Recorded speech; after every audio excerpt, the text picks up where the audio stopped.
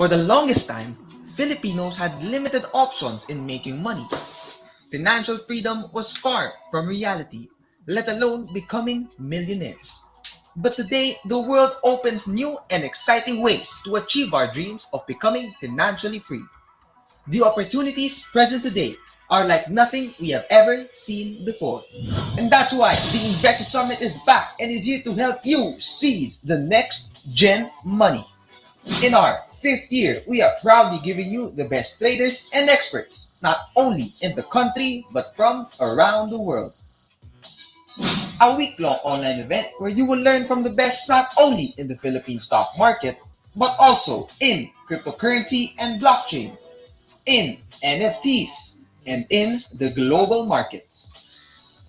Gain all access and experience exclusive learning sessions, free Investor Prime trading tools, and what better way to test your Investor Summit learnings than by competing in the country's biggest stock market trading competition, the Investograms Trading Cup 2021. The new opportunities are out there and are yours for the taking. But now, only one question remains. Are you ready to seize the next gen money? Investor Summit 2021. Next gen money.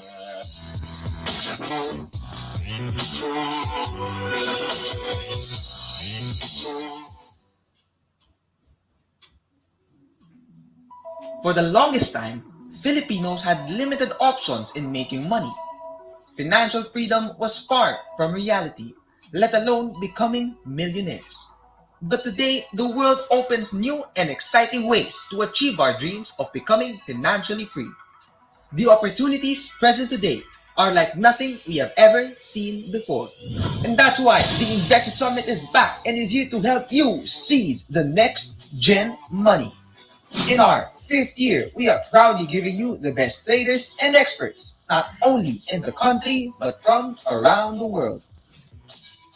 A week-long online event where you will learn from the best not only in the Philippine stock market, but also in cryptocurrency and blockchain, in NFTs, and in the global markets. Gain all access and experience exclusive learning sessions, free Investor Prime trading tools, and what better way to test your Investor Summit learnings than by competing in the country's biggest stock market trading competition, the Investograms Trading Cup 2021. The new opportunities are out there and are yours for the taking. But now, only one question remains. Are you ready to seize the next gen money? Investor Summit 2021. Next gen money.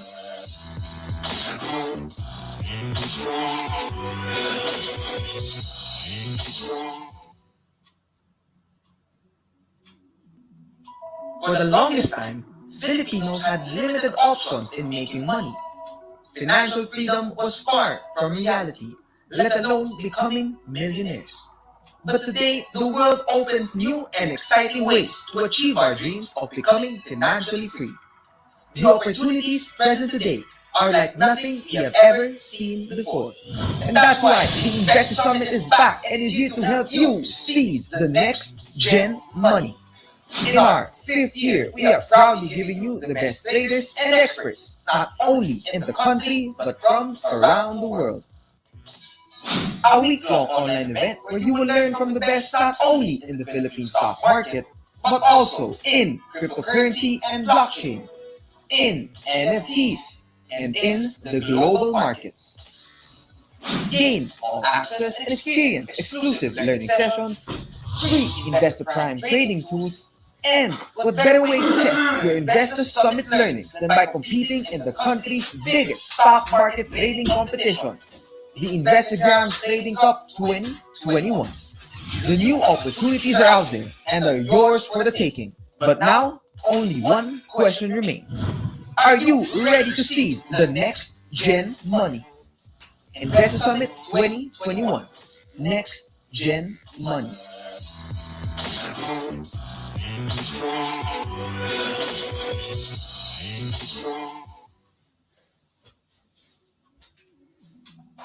For the longest time, Filipinos had limited options in making money.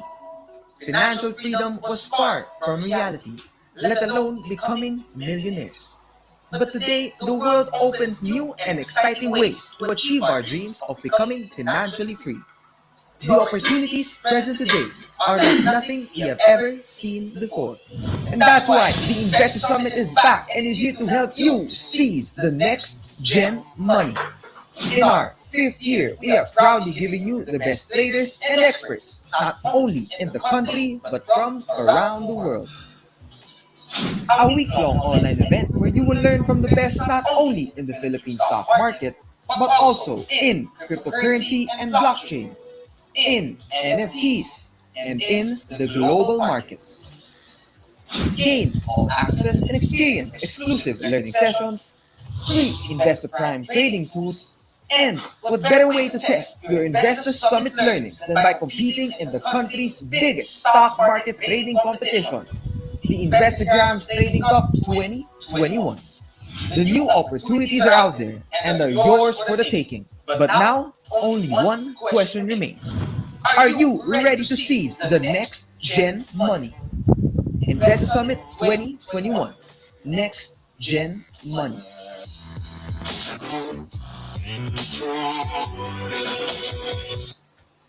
What's up, guys? Good evening. Wait lang ah. So, stop share. What's up? What's up? Teka. Share ko lang yung chart. Sorry, medyo matagal ko niloop yung video. Tinawag kasi ako. So, good evening to everyone. Wait lang. Saan na yung mukha ko? Ayun. So, what's up, guys? So, ano tayo? Let's do hindi mo quick, pero chill lang na charting session tonight. So, set up ko lang yung mga indicators. Teka. So, kamusta? I think last time ko mag-chart was 2 weeks ago. Last week kasi last weekend merong special session kasi kasama yung mga Investa Prime subscribers. So, medyo busy no weekend, di na nakapag-live chart. Sorry. So, kamusta? Kumain na ba kayo? Nag-dinner na ba? Comment naman yung ulam.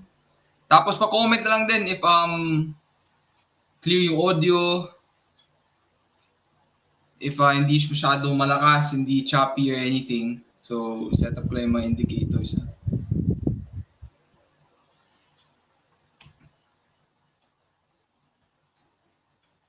Okay, tanggal yung isa.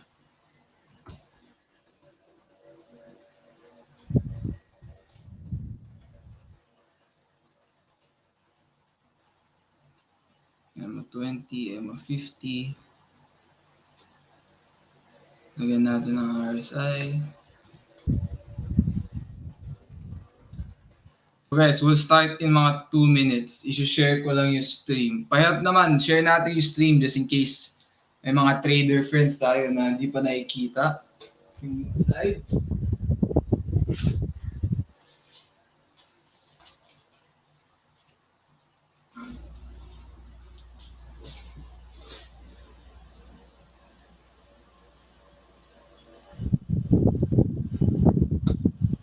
Okay. Perfect, hindi choppy, good ang audio, nice. So, favor naman, merong nag-comment ng blah blah blah, giveaway, blah blah blah, ETH na investing account. Pa-help naman, natin, pa-report. So, pa-help na lang i-report, pero bablock ko na rin sa stream. Huwag kayo magpahuli sa ganyan. So, block user and delete comment. Okay, I think nag-delete na. Okay. Okay, game. So bago tayo pumunta sa mga individual stock requests, so feel free as well to comment crypto or US. Especially siguro crypto. I think crypto has been, it has been really interesting past couple of days or week and a half. So siguro start mo tayo sa PSEi. Medyo wala pala akong music. Teka, pa-play ako music pagkatapos nito. Medyo delix tayo. So, two really bad days, Thursday and Friday. Diba? So I think the worst thing here is not only did we close the week in the red, pero medyo parang alakas ng conviction pababa, which we don't want, no? And the past 2 days, we also see a lot of heavy selling. Excuse me, sorry, medyo masakit na lamunan ko. We see a lot of heavy selling, and yun yung ayaw natin sana makita talaga. Diba? So it looks distributive, right? And medyo masama na we ended the week eh. So usually, mas mataas, well, nababasa ko na sa mga books, right, na marami nagsasabi whenever a stock or an index or kahit ano, basta may chart, if it ends the week, if it ends, Friday on a negative note, usually pagdating ng Monday, the probability of it continuing pababa, mas mataas yung probability doon. Nag-decide yung probabilities doon kesa magbabounce, diba? Pero di natin alam, we have to see. Pero yung major support talaga for the PSEi for me would be this level, no? Itong 6.2, 6.150, 6.2. If hindi mag-hold yan, medyo baka bisitahin na natin yung previous base. Maybe somewhere around 5.8, 5.7 to 5.8 dito sa range na to. Di pa natin alam. Tapos ang dami pang negative news na pumapasok, right? Di ko alam kung nakita nyo yung bagong variant. I forgot the name. Lambda. So, syempre nakakalungkot din, pakinggan. And akala natin, baka, alam natin, may ano pa, may Delta, tapos ngayon, di pa tapos yung Delta, may ganun na. So, ang daming negative sentiment. And I think, tapos, baka magka-lockdown na naman, di ba? So, there are a lot of factors. I think, aside from yung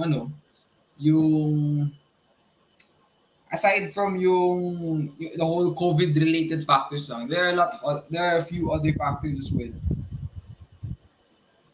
that can contribute to the bearish sentiment. Wait lang.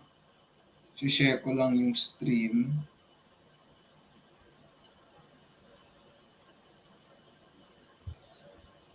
So, tingnan natin if makaka-mini bounce tayo dito sa may 6.2. May nag-comment, baka mag-double bottom. So, baka may mga bounce opportunities dito. So, abangan na lang natin. Pero if mag-break below dyan, well, lalong dapat mag-ingat tayo.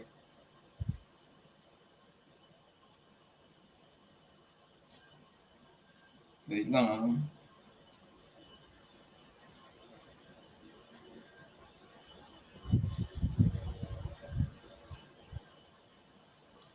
Though, teka, nung nag-sell down ba, na-mark down ba sa closing? Hindi ko na-check eh. Mukhang nag-mark down nga. Interesting. Though, regardless, di ba, nandito pa rin tayo, right? So, bearish yung sentiment. Yung may mga nag-comment na baka it's best to stay in cash. So, tama naman, ano ba dapat ginagawa sa ganitong klaseng environment? Nakikita natin na daming bearish, ganyan-ganyan, may mga warning signs. Siyempre, dapat doble ingat. Right? So, it's either you can stay in cash, right? Kung wala sa environment, hindi tugma sa environment setup mo, you can look for bounce plays if trip mo yung mga quick bounces after a breakdown, or you can look for the outliers because leading stocks naman will continue to lead. Di naman mawawala yung mga leaders or outliers, diba? So that's your Convergence of the world, your Wilcons, ACE-N, I think GME7 malapit din sa high. So we'll look at all of those rin ngayon. But for now sa PSE, at least ako, pwede ako mali, pero more on mas mag-iingat ako. Yun yung side ko, mas mag-iingat ako ngayon. Okay, game. Sige, scroll up lang ako. Doon tayo sa pinakauna nag-comment. So, sige, banks, MBT, BDO. Ay, wala pala akong music. Teka, play lang tayo ng chill na music.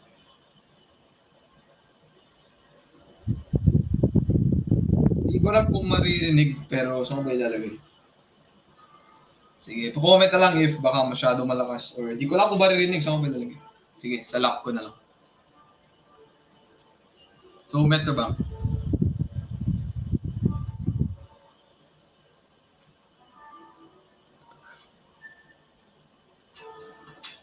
Metrobank. Sakto lang. not sure how strong the banking sector is now. I remember yung at least 2 weeks ago, I think Berio was highlighting the mining, yung medyo matibay na sector.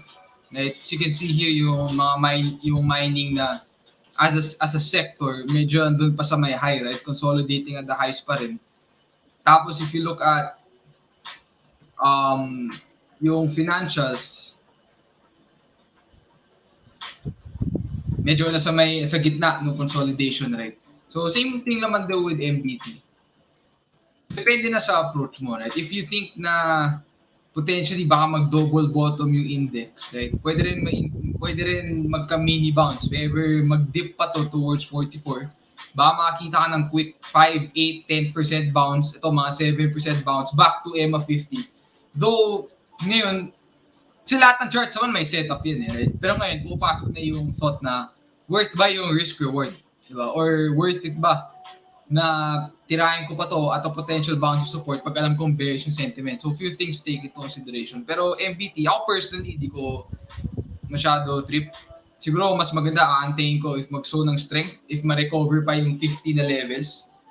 Pero if mag-below pa to ng 44, busy tayo na ulit yung 40. So, levels to take into consideration. Tapos, BDO.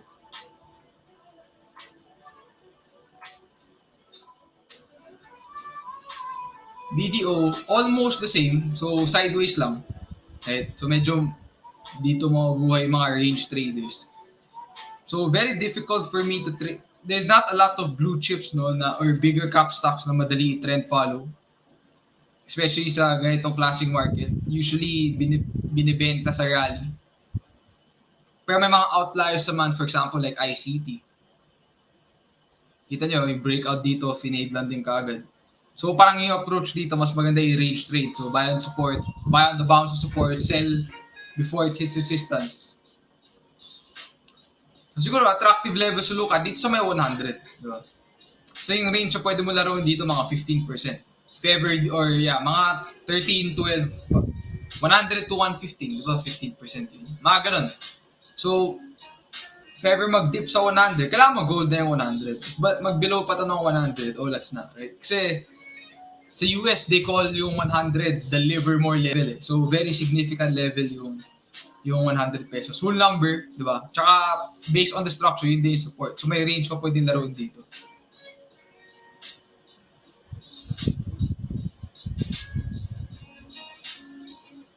Sige, BTC. Teka. Kaya sinig ba yung music? Sa phone ko lang kasi, from StreamYard, di ako maka-play ng music.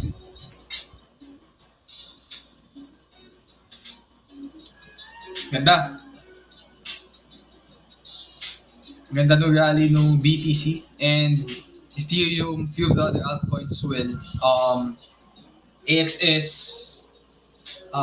Cardano, ganda ng mga Matic, ganda ng mga rally. So I think at this point, medyo contrarian view yung nanalo. Ang dami ko narinig, sobrang bearish, no? And rightfully so din naman sa Bitcoin kasi it was already testing support multiple times. Usually if, at least ang tinuro sa akin sa Open Journal, one of the first things they teach you is what you call the rule of three, right? Usually when price hits a specific area, the third time, it's likely to break that area. Yeah. There's a higher probability of it breaking the area. So it's called the rule of three. So if it tests, so let's say nag-consolidate sa high, it tests that resistance point 3 times. Usually on the third time, mas likely to break out kaysa sa second time. I think if hindi nag-succeed sa third, di dapat sa fourth, mas malakas pa, diba? So ito, hit support level multiple times pero nag-hold, diba? Na nanatili, mas nanalo yung mga buyers. So, congrats sa mga nag-accumulate sa may 30,000 na levels. Up ka ng mga 60% pag hinold mo lang.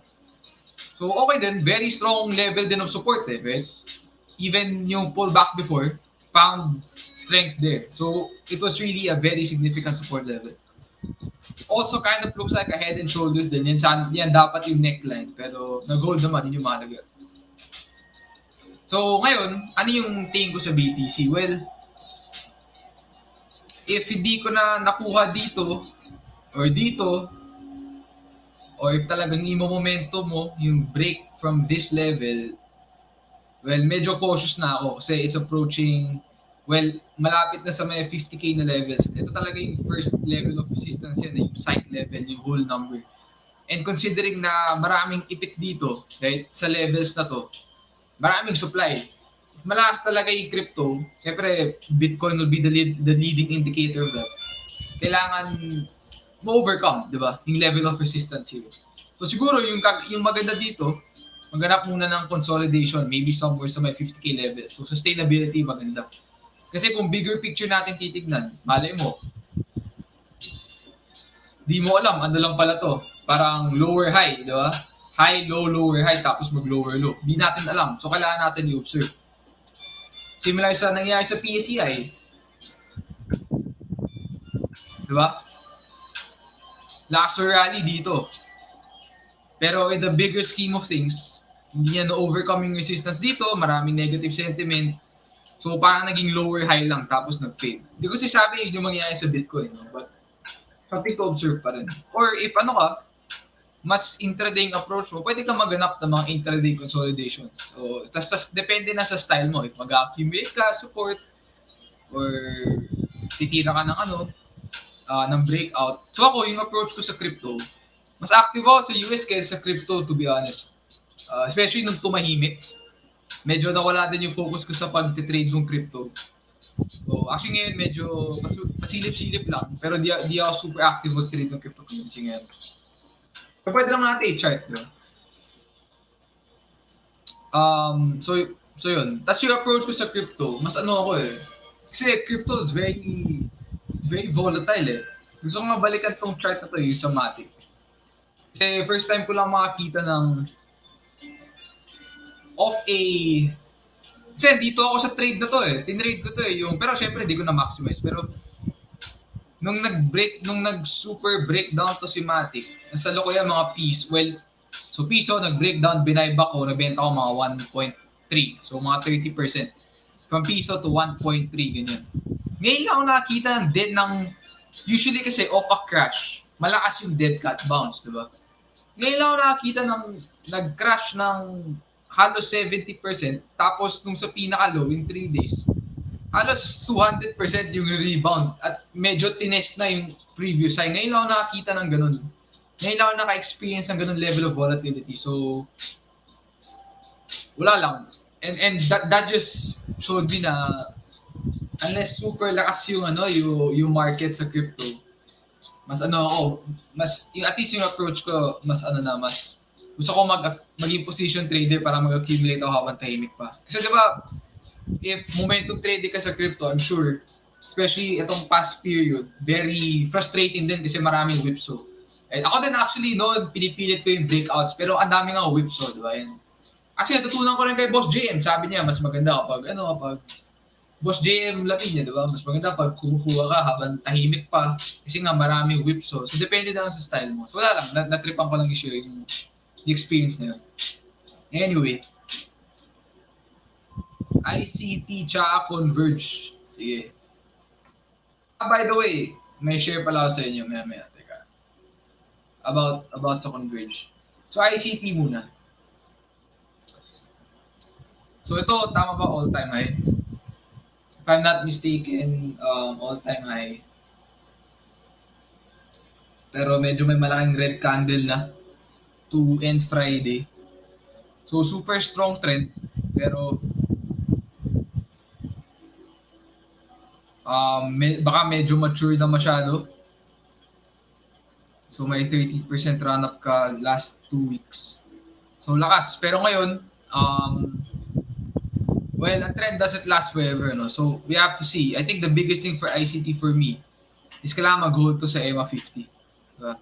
So, yung buong run-up niya from here, medyo may overshoot, but the biggest thing for me sa ICT is dapat mag-hold sa EMA 50. And kung malakas talaga to, dapat mag-form ng some sort of consolidation again. Kasi yun naman yung DNA niya, di ba?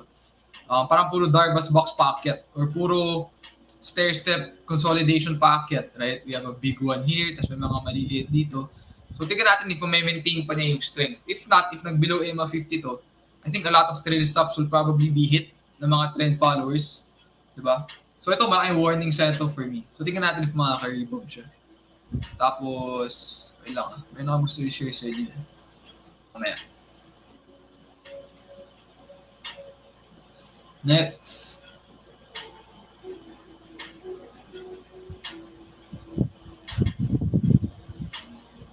Teka. Nawala yung mga ano. Yung mga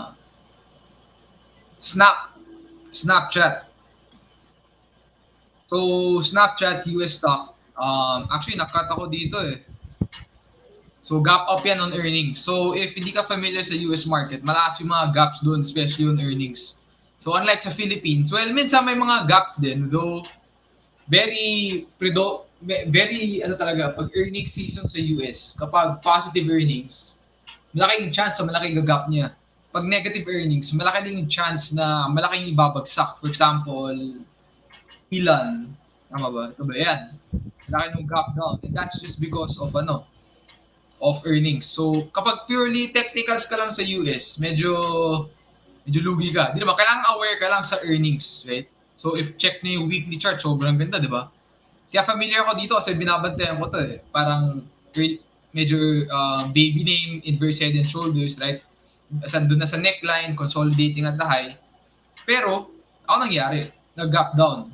Right? Regardless sa kagandahan ng structure, nag-gap down to mga 20%. Yan, 20%.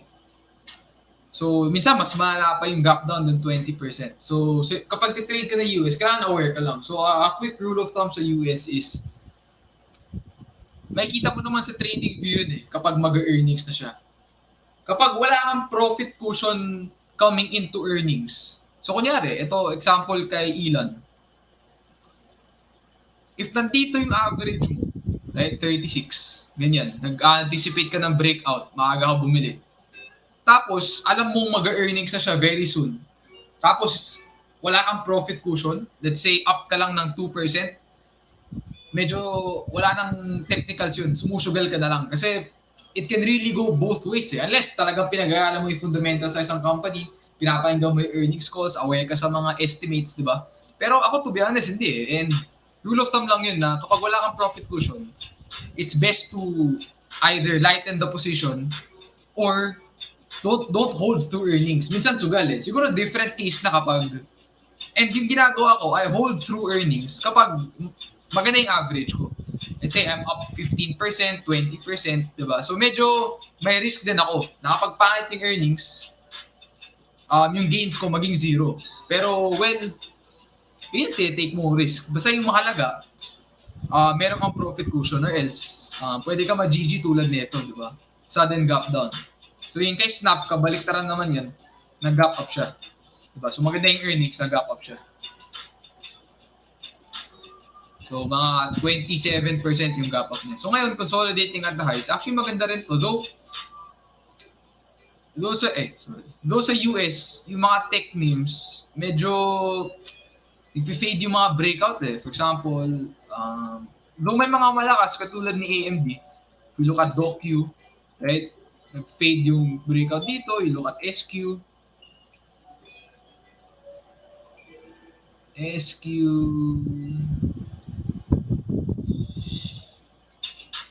Nag-fade din, nag-retest, di nag-follow through.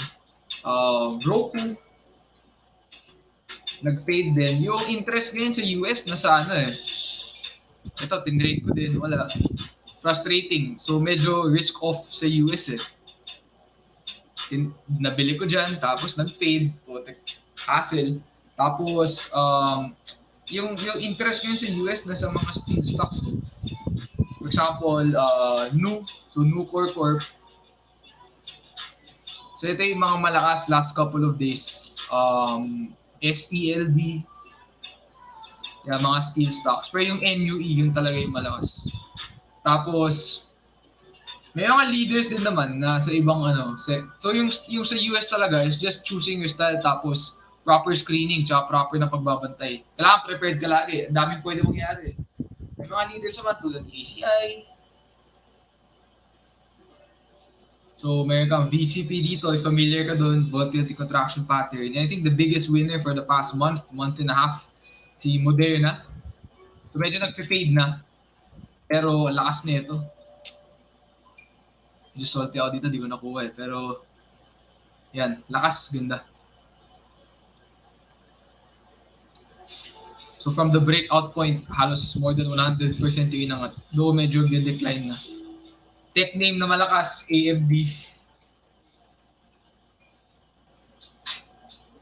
Meron akong maliit na ito, though nagbenta na ako. So Conso breakout, tapos nag-fade. Pero holding above EMA 20 naman, so tingnan natin. Sorry, dami ko dinaanan. Ano nga ba yung tinanong? Wait lang patayin ko lang electric fan.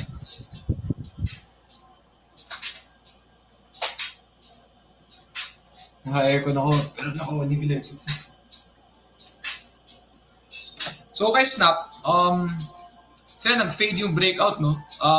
Well, kailangan na mag-hold dito sa 72, right? 71.50, 72.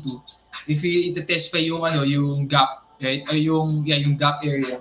If mag-break down below there, wala OLATs na yun.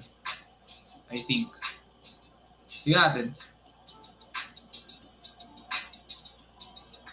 Next. Ano pong platform ang gamit ko for US stocks? Ano ba? eToro gamit ko.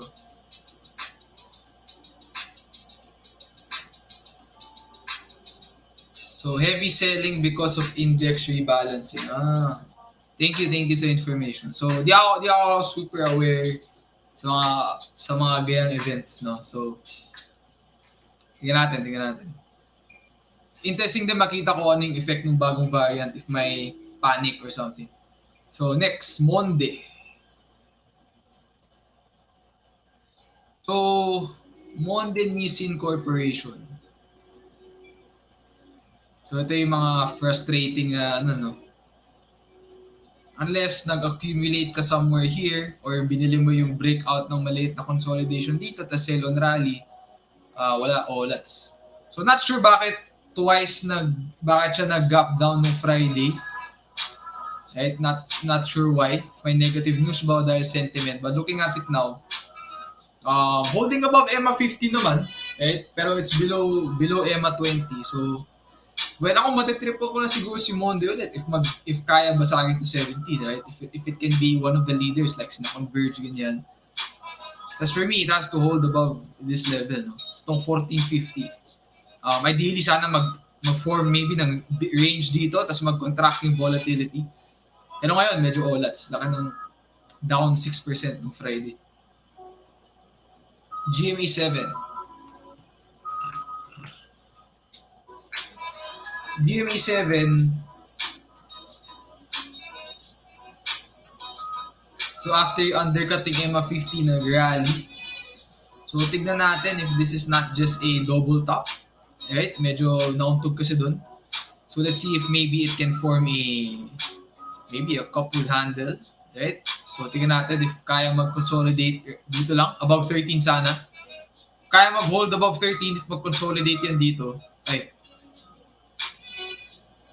Mag-consolidate yan dito, yan. Interesting yan. Tapos breakout. So, observe pa rin. Di pa totally dead si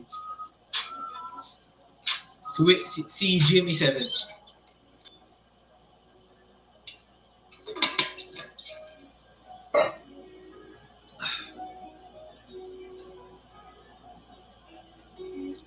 Next.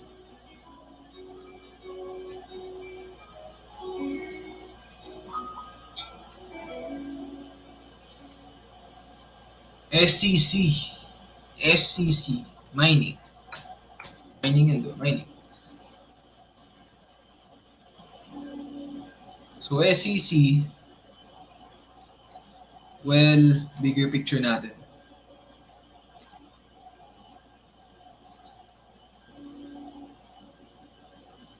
SCC, I'd say dito pa yung major resistance yan, diba? So may 20, 19, 20. Though yung looking at the structure sa daily, well, let's see how it reacts dito sa may 16. I think important dito kay SCC is mag-hold siya above sa EMA 50 level, tsaka dito sa structural support. So after niya mag-breakout, diba? nag-hold na yan. Starting from 12, nag-glide lang yan above EMA 50. So, from the breakout, may 20% move nyo medyo nag-fade. Tingnan natin kung malakas talaga ito. Yung mining naman, if we look at the sector in general, at least yung chart, no? Consolidating pa rin at the highs. Right? So, tingnan natin.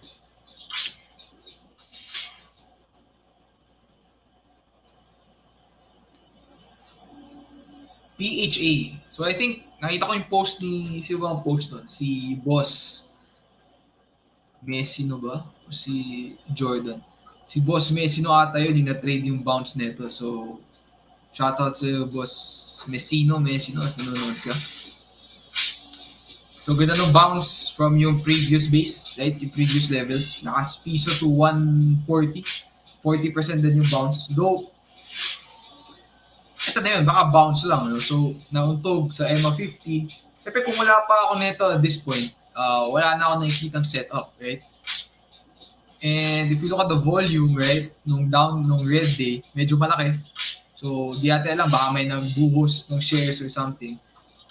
So, it might just be parang ni-retest tong breakdown level, right? Ni-retest din yung EMA 50, yung dating support, nag-act na sa bagong resistance. So, baka this was just a very small counter-trend opportunity. Hindi magiging sobrang interesting si PHA sa akin unless ma-break niya yung 140, 150 tapos sustain. Or kapag bumalik sa piso. Pag bumalik sa piso, baka may mini bounce ka pa, 1 to 1.12, ganun. Pero hindi na siguro kasing lakas ng hanggang 1.4.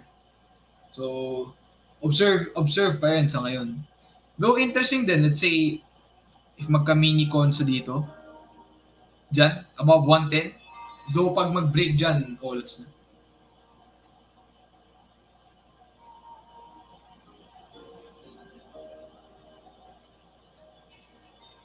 SLP. Medyo bumabagsak na yung SLP. Saksan pala. So, SLP, well, laggard laggard name. Untog. Diba? Untog sa previous high, tapos nag-double top, tapos nag-fade. Kala natin cup would handle, no? Mas leader yung AXS. So I guess at this point, if ever mag-decline pa, I would probably look, if ever mag-accumulate ako, probably look dito sa levels na to, dito sa base na to. If ever mag-dip pa siya towards that level, di ba? And, natin lang, baka mag-dip na doon. Though, if micro natin, lagay natin sa hourly. By the way, definition ko ng micro sa crypto hourly. Ayoko na masyado well, siguro try ko i-maintain sa hourly. Ayoko na kasi yung masyadong micro na move. Kasi hindi ganoon yung style ko eh. Mas mataas yung chance na maubos ako ng pera kaka 5 minutes, 15 minutes. So I try to keep it sa hourly. So unless mag-hold dito si SLP, if ever mag-break dyan, baka dito na nga sa 0.13, 0.14. Though, mas trip ko talaga si AXS. Lakas na ito.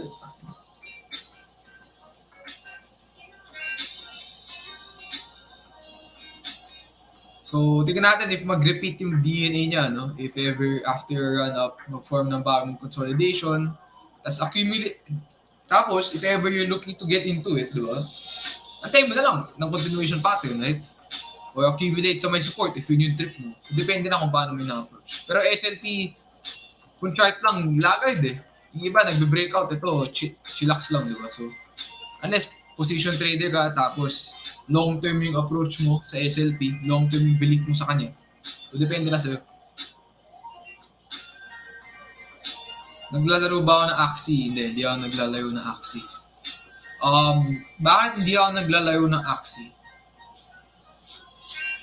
Wala lang. Ako, siguro sa time din, para medyo busy din sa Investa tsaka sa trading. Though, hindi rin kasi ako masyado gamer eh. Tumigil lang ako mag-games pagkatapos ng high school eh. So kaya siguro di ko masyado na-appreciate kaagad. Pero pwede rin naman. Pero ngayon, hindi pa ngayon. Medyo busy. Dahil na may upcoming event, Investa Summit. Hopefully makita ko kayo doon. Converge. One of the 3, I think, stronger leaders in the market. So, Ayan na. So I think this just goes to show na basta nag-stick ka sa leader, more likely or not, you'd probably end up on top, right? So during a period where the PSEi was going down, right? Laki ang decline, dami yung sunog, si Converge, chillax lang mga chong. Sorry. Nagkukonto lang, di ba? Lower high pa nga eh. Pataas pa yung konso niya. Right? Nag-hold lang yung trend niya. Tapos, nung lumabas yung news, ano nga ba yung news dito? Ano nga ba yung news dito? Magiging index ba? I forgot. Di ako masyado updated. But may nagka-positive news na gap up, right? So, ganda. Congrats sa mga nag-hold. Di ba? Nag-trend follow lang. Maybe mula sa 20 pesos. 40% move din.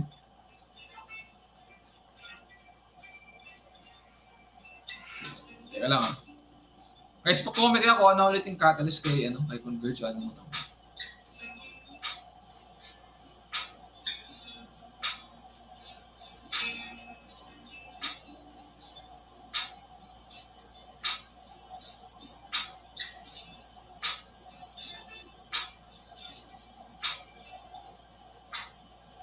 Wait lang. Okay, next.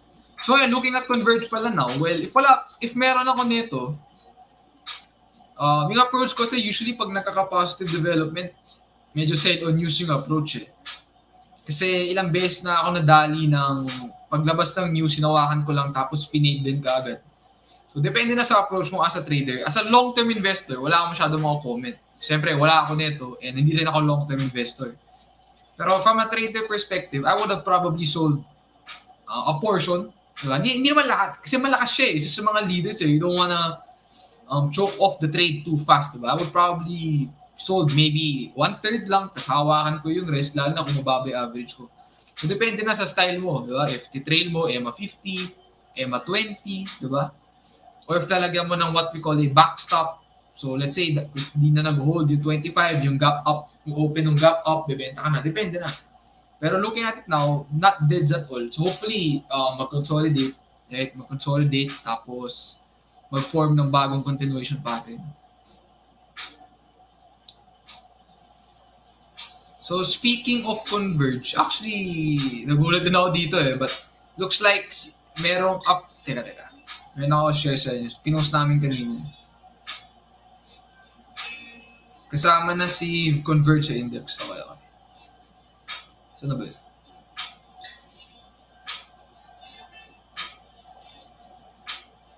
Ayun. Join us this, blah, blah, blah. Okay. So, we have an upcoming mini event pala. To share ko lang sa inyo. Di ko lang kung nakita nyo. Kasi actually, di na ako masyado involved dito. So, nagulat ako, nakita ko. Merong mini event. Well, hindi naman siya mini. Mukhang big. Looks like a big event for Investa, right? Behind the stock. So, invited we're gonna talk about Converge. Or nandun sila. Right? So, pinost namin to kanina. So, this coming Wednesday. So, the dive tayo sa telecommunication service provider, di ba? Tapos, I believe papag-usapan yung financial and operational achievements ng quarter na yun. So, kasama yung top management ng Converge, right? So, yan. Yung mga big guys, big guns from Converge. Dennis Uy ng Converge. Right? And the rest of yung top management team nila. Diba? So, that's August 18, 10 to 11 a.m. So, if you guys want to register, just go to our Facebook page. Tapos may link dyan. I believe you can register there. And I think the Zoom link will be sent to you guys as well. No? So, hopefully, makita rin namin kayo doon. If interested kayo sa mas fundamental na approach, di ba? So, this is something new. I believe this is the first time we're doing this, no? So, hopefully, makita namin kayo dyan. So, stop share. Balik natin sa chart. Teka, paano ba ibalik sa chart?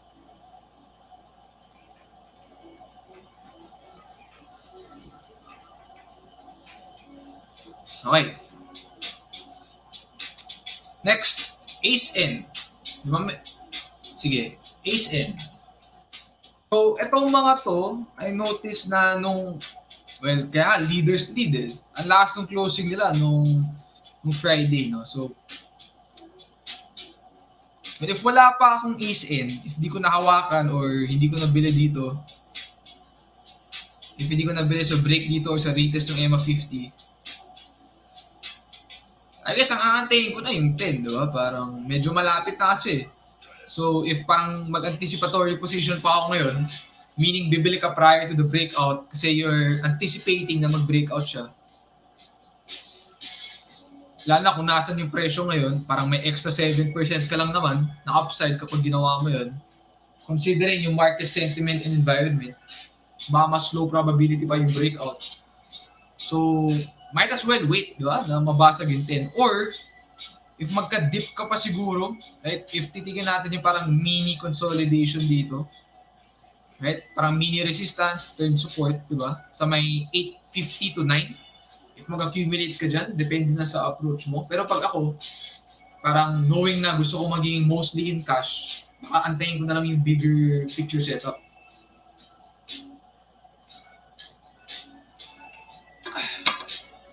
But again, it depends on your approach and how you trade na, or how you try to manage a position. Pero last ni Converge, ay ni Ace in.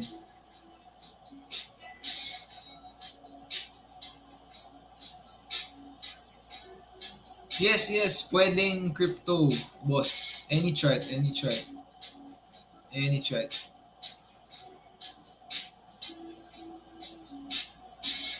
Doge.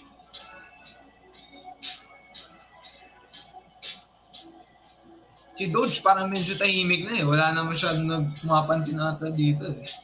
So may mga iba na nag-lead, no? Like si Cardano and the rest of the gang. Hindi na ako masyado active ngayon sa crypto. But a lot of the crypto memes medyo similar yung setup eh. Right? Coming from a breakdown, nag-consolidate, tapos nag-rally of a bottoming out pattern.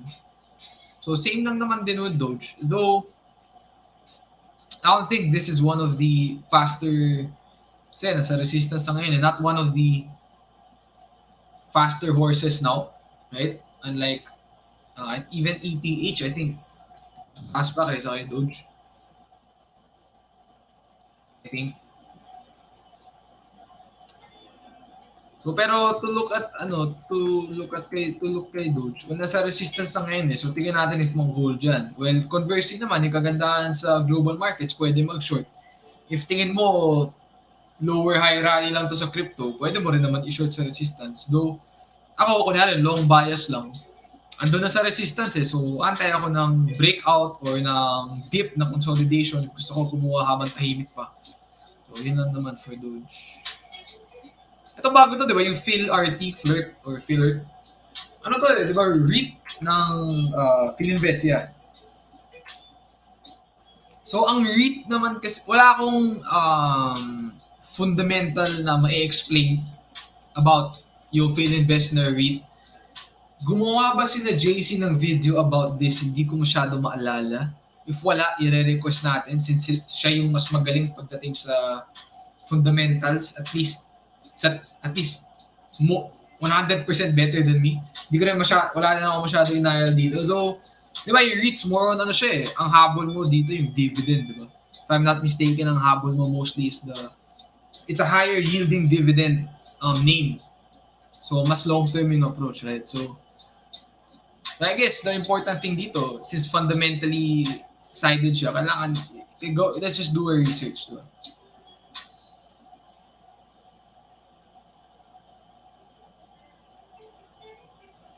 VUL, sabi ni Block Trader. Okay. VUL.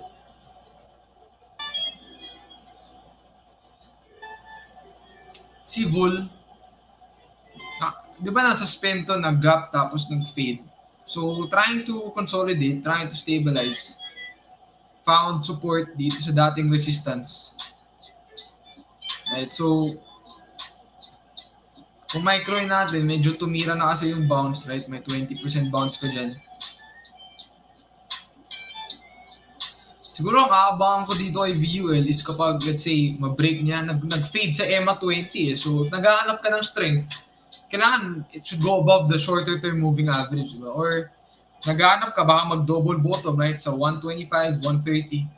Tapos sell mo on rally to 150, may maliit ka na range na pwede laruin. Doon kung nasan siya ngayon, wala akong masyado magagawa where it is now, di ba? Wala siya sa decision-making zone. No? So, tingnan natin. If ever humina yung index, tapos maging negative yung sentiment, antay tayo ng maybe a double bottom. Oops. Okay, next.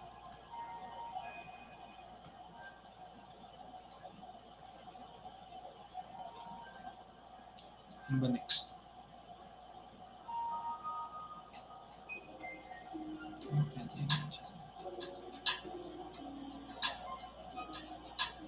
Ito may tanong si Fernand. Top 5 indicators para sa newbie. Well, wala pala yung mukha ko, sorry.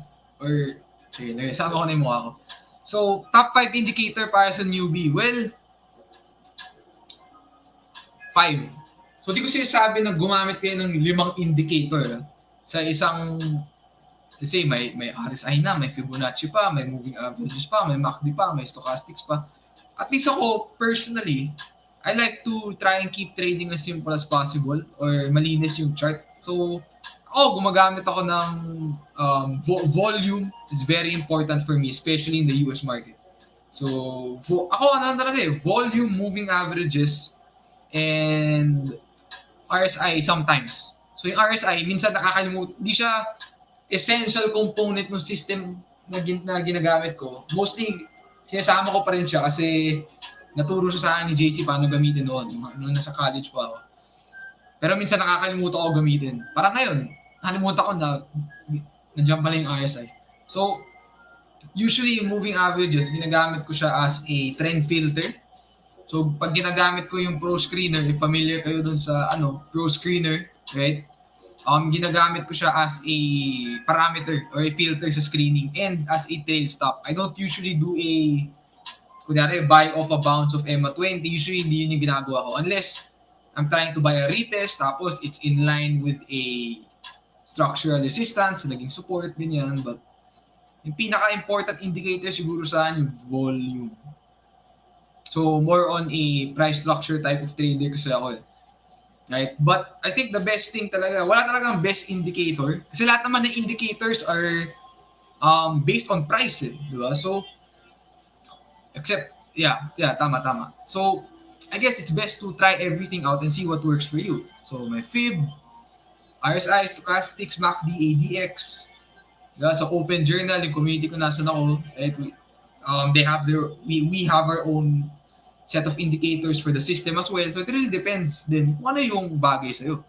Diba? Heavy users din ng RSI, sinahabi. Ako, sakto lang, diba? So, depende rin kung ano yung bagay, ano yung what makes you comfortable. Very important din kasi yun kung saan komportable.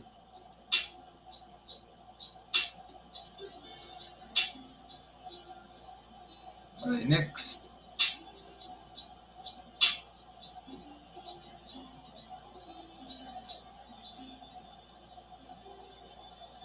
CLI.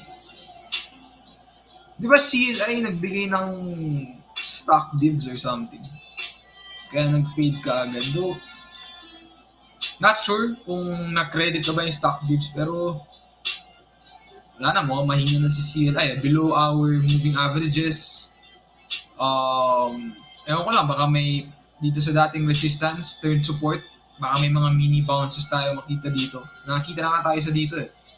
Right? Tapos, nagka 15% bounce. Though, dito na po pasok yung rule of 3. Usually, as I mentioned sa start ng stream, when a stock or an asset test, so first test, second test, usually mas mataas yung probability na pagkatapos ng third test, baka mag-breakdown. Though, hindi naman sure yun, di ba? But tingnan natin, I think important for me mag-hold na dito sa may 270 to 280 si CLI, hopefully. Pero if mag-breakdown below that, ba, dito na tayo sunduin sa may 250, right? Yung support ng dating base. Next.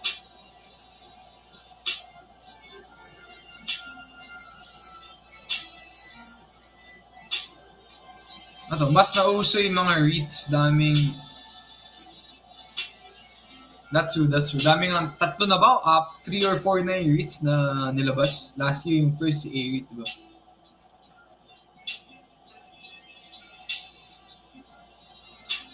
So, ASN tapos na. Nickel. Dami nag-comment. Sorry, ngayon ko na naalala. Nickel.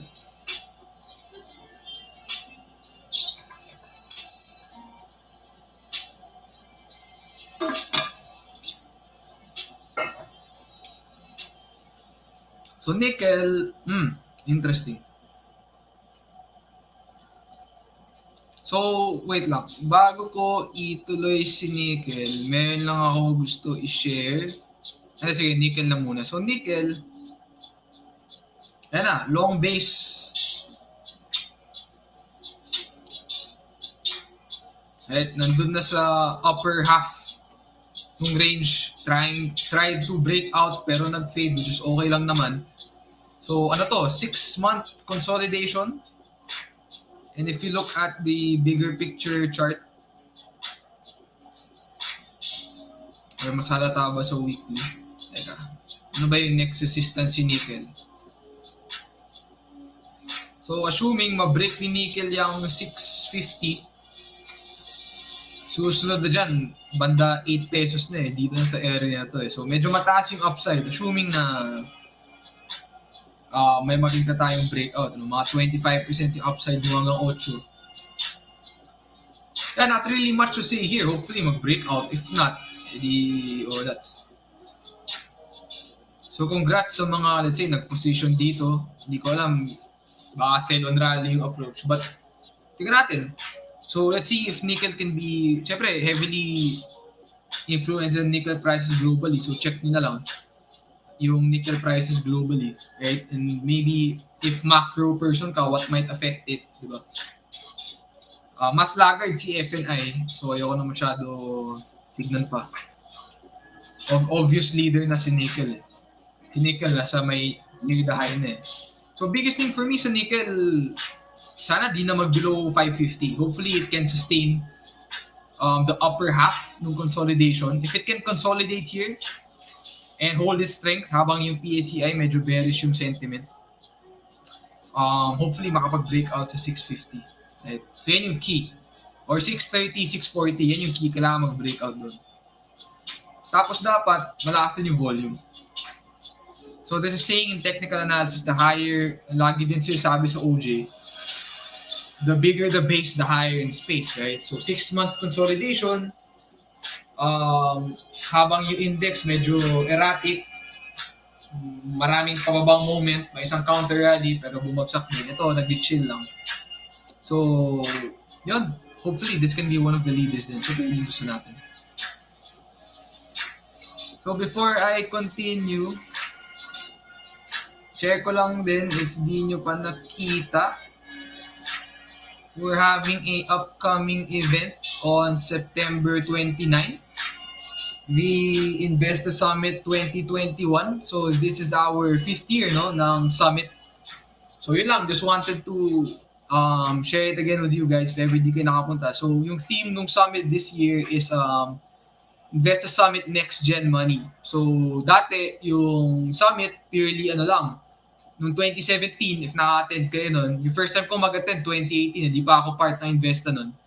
Puro trading lang, and last year yung 2020, doon nag-transition to trading and something else. So yung something else last year was yung business entrepreneurship, since yung in trend, yun yung trending topic ng 2020. Ngayon yung trending topic, syempre NFTs, crypto, blockchain, gaming. So yun yung natin, yun yung mga ibang main topics natin. So aside from trading the stock market, merong global markets, merong NFTs, merong crypto, blockchain, gaming, play to earn, diba? So hopefully, makita ko kayo dun. It's on September 29 to October 3. So if you guys want to check it out, it's teka, paano ba ilagay yung link? Create banner. Investagrams.com/investasummit. Add banner. So punta lang kayo sa investagrams.com/investasummit. So these are the first 3 speakers na release namin on social media. So shout out kay Javi, kay Sir Edmund, and kay Boss Z. So, syempre, yung mga mabigatin sa Pilipinas, gusto rin natin subukan, i-invite. No? So, comment din yan kung sino pa yung gusto yung makita mga speakers. Right? So, hopefully, makita namin kayo sa event na to. So, we also announced another speaker today. I'm not sure if you guys are familiar with Sir Luis Buenaventura II. If active kayo sa NFT space, he's one of the most respected names, yung CEO and president ng, I believe, BloomX, yung company, right? So, yun. Hopefully, makita namin kayo sa Investor Summit. Okay, next.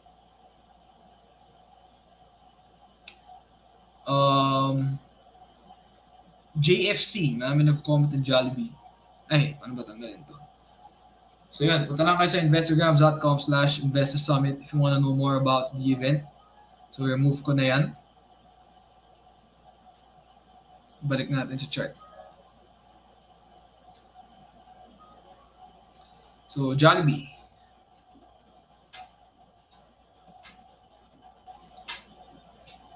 Medyo kulelats din. So, after mauntog, after the rally nung June, di na nakabawi. Right? So, medyo breaking down na ulit. So, probably level I would try to look at if talagang mag-breakdown yung index would probably be 170. Right? Dating support, doon din nag-sustain before, right? Nag-overshoot, tapos bumawi ka agad. So, maybe 170, tapos magkaka-mini bounce, mga 10% bounce, balikan kung saan nag-breakdown. But overall, ano na ako dito, parang pass na ako, right? So, especially where it is now. Wala pa ako nito, hindi talaga ako papasok ngayon. Parang, I would wait for a better technical signal, which would probably be a bounce of support sa 170.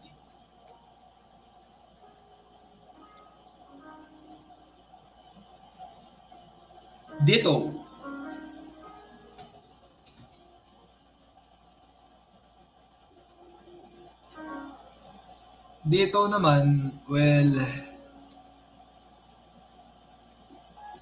ito medyo lumalaban, right? But 25% from anong price to? 650. Meron bang historical support sa 650? Pwede na rin, parang from dating breakout point, right? Though mahirap saluhin, at least for me, hindi kasi ako bounce trader. Parang if ako yan, baka sinubukan ko sa 7, pero fade cut ako kaagad yan. So, but kita natin biggest thing for dito talaga, saan ba siya lagi nauuntog? Gusto natin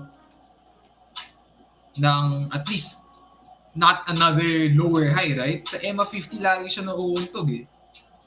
So, hirap sa EMA 50 untog na naman dito. So, malamang obvious take profit level ng mga bounce players. So, for me, if syempre gusto natin kayo dito, hindi lang mga bounce, syempre gusto natin na bungawi na, no? So, kailangan mag-break above EMA 50. So, it has to break and sustain above. So, for me, as long as dito is not above that level, lagi na uuntog dun, well, pass na ako sa ano yun. Unless titirahin ko yung mga bounce ganyan. But, ako na hindi usually bounce player, di na ako nakatingin dito at this point. So, yun lang.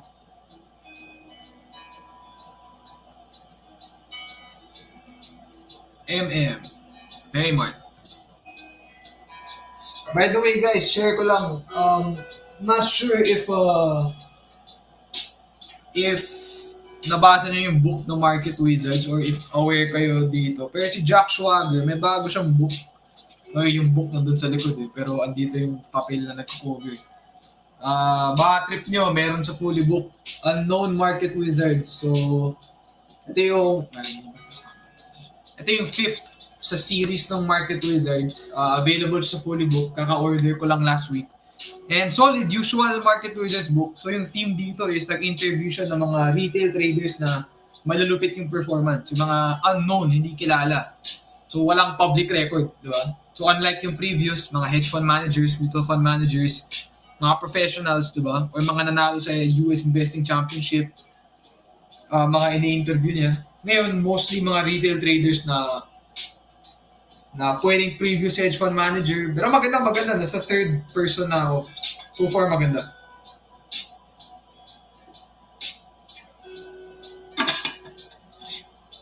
So I suggest, if trip nyo yung Market Wizards na series, bilhin nyo yung Market Wizards. Sobrang solid.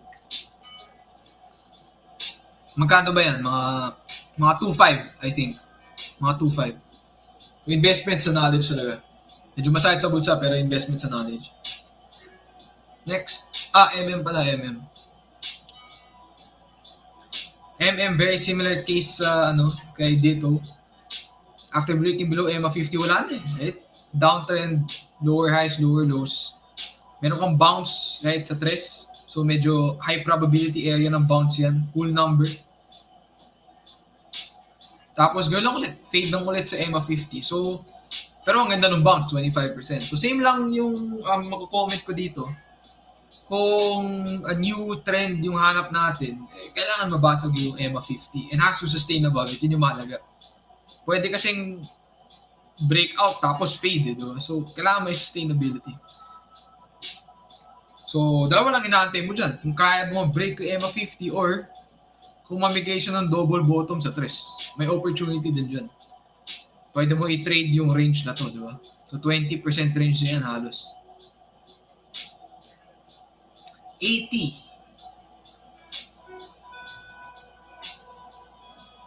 So, 80 naman,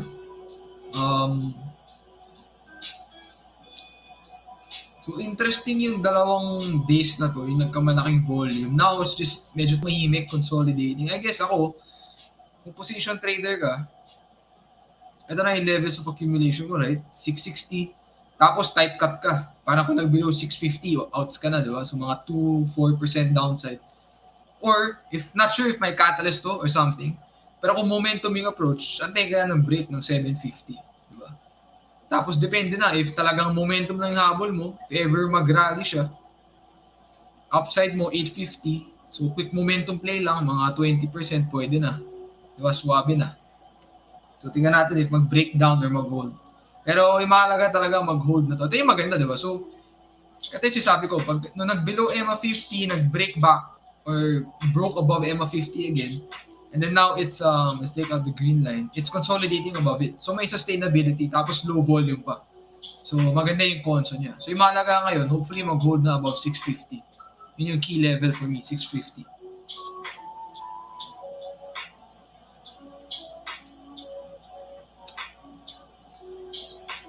Pure gold.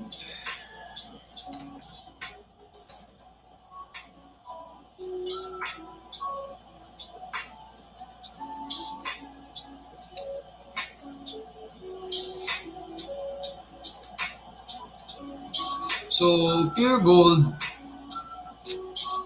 sakto lang eh. Di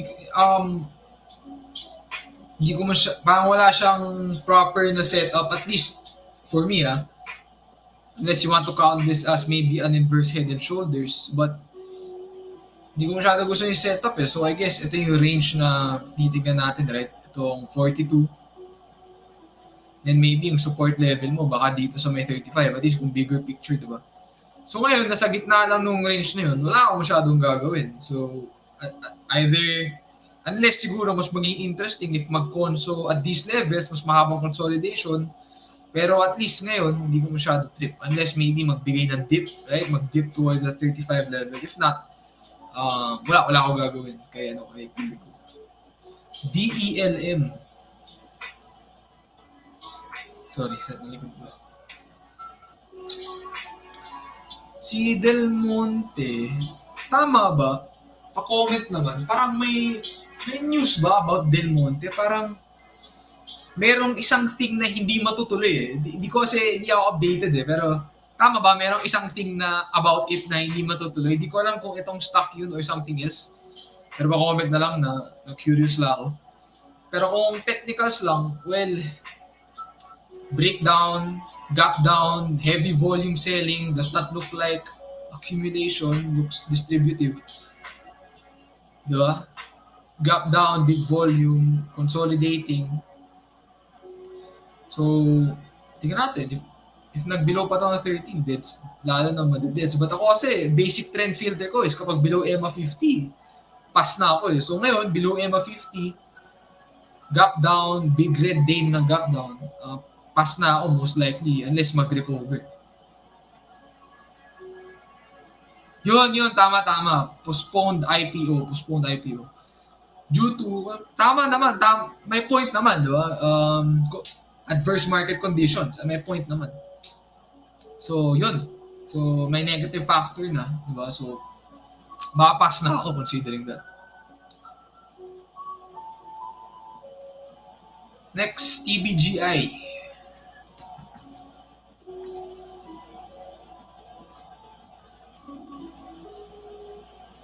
Nakakaantok yung music. So, TBGI, well, wala eh. Ganun din eh. Similar to Pure Gold, parang hindi masyado pulido no, yung setup. Hindi masyado pulido yung base. So, I guess, if buyer ka sa support, di ba, 0.35, yan yung level na aabangan mo. 0.3550, 0.36. Tapos yung approach mo, parang sell on spikes lang. Sell on quick rally towards EMA50 hanggang 0.40, 0.42. But overall, thinly traded din, penny stock, volatile. Hindi ko masyado trip yung mga ganito yung itsura. Right? Yung trip ko talaga yan, sina Converge, yung mga leaders, right? Nickel, MPI. Wala nagko-comment, may isa pang market leader eh. Na wala atang pumapansin eh. Wala pa nagko-comment dun eh. May isa pang nakita ang okay na leader eh. At least for the past week, isa sa mga malakas din. MPI naman, well, wala mo, kulelas din eh. Ay, may bago pala akong natutunan. Share ko sa inyo, teka. So, I guess MPI, aantayin ko is if it can, or knowing na yung blue chips, mahirap tirahin sa breakout, parang buy, ang approach ko siguro sa MPI is, let's say, double bottom, buy on support, di ba?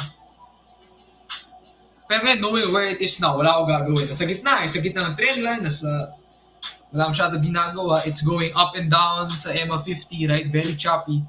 If I can get it sa 350, tapos sell on rally. Pag nauuntog lagi sa trendline eh. So, sell on rally sa trendline, pwede ganoon yung approach. So, for more chill traders siguro, na hindi gusto masyado magalaw, masyadong volatile, pwedeng ganito yung mga type na tirahin mo. But, hindi ko masyado trip si MPI. Of course, that's coming from a trader perspective. Ano nga ba yung natutunan ko? Mayroon akong natutunan na index sa US. Chinat ko sa kaibigan ko ito. Search nyo yung ano nga ba yun? MMTH. Hindi ko alam kung meron nun sa Investa.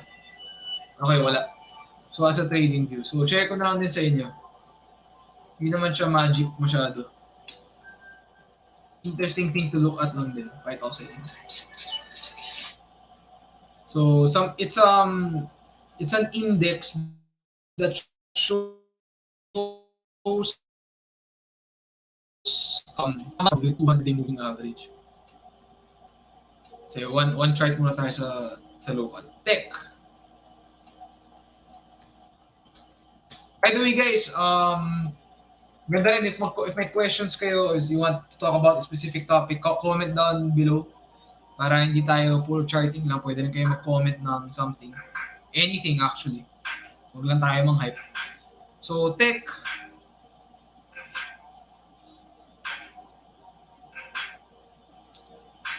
Let's see. Previous support, turned resistance, kala mo mag-break back pero fade ka agad. So, I guess ang aantay mo dito, like with a lot of names, kapag mag-double bottom, right? Tapos, lalaroin mo yung maliit na range, 10-12%, right? But overall, one of the laggards, si Tech, di ba? And if we look at maybe the bigger picture chart, I think 3 pesos yung all-time low niya. So somewhere here, sa 3. So actually, pretty close din, nasa 450 na. Well, not super close, but yun yung all-time low niya sa may 3, right? But looking at it now, pass na ako dito kaya kay Tech. Grabe yung sell down dito eh. Right? With volume. Pakita ko sa inyo.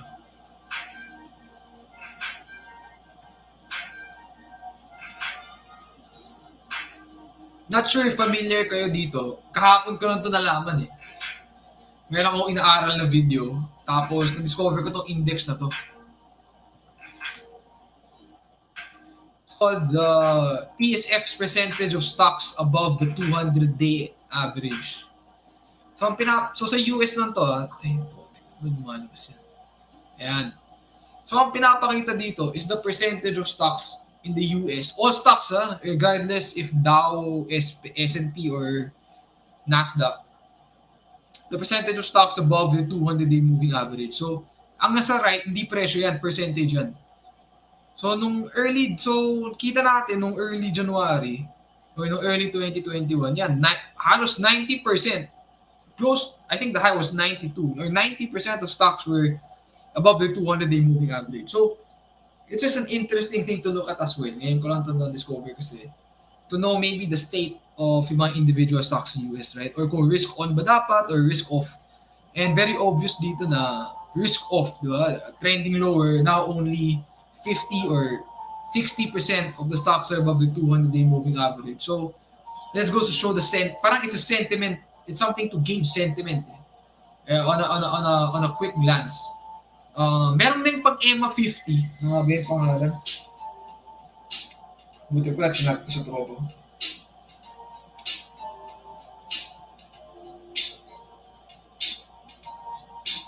Shit, di ko ata nakuha. It's a MF something ata. Or ano ba to? MPT. Never mind, di ko maalala. Pero pangit yung isa. Yung isa kasi very choppy. So yun lang, wala lang. If you guys are interested, if nag-trade kayo na US, hindi kayo familiar dito. It's something to gauge sentiment with it. So interesting lang.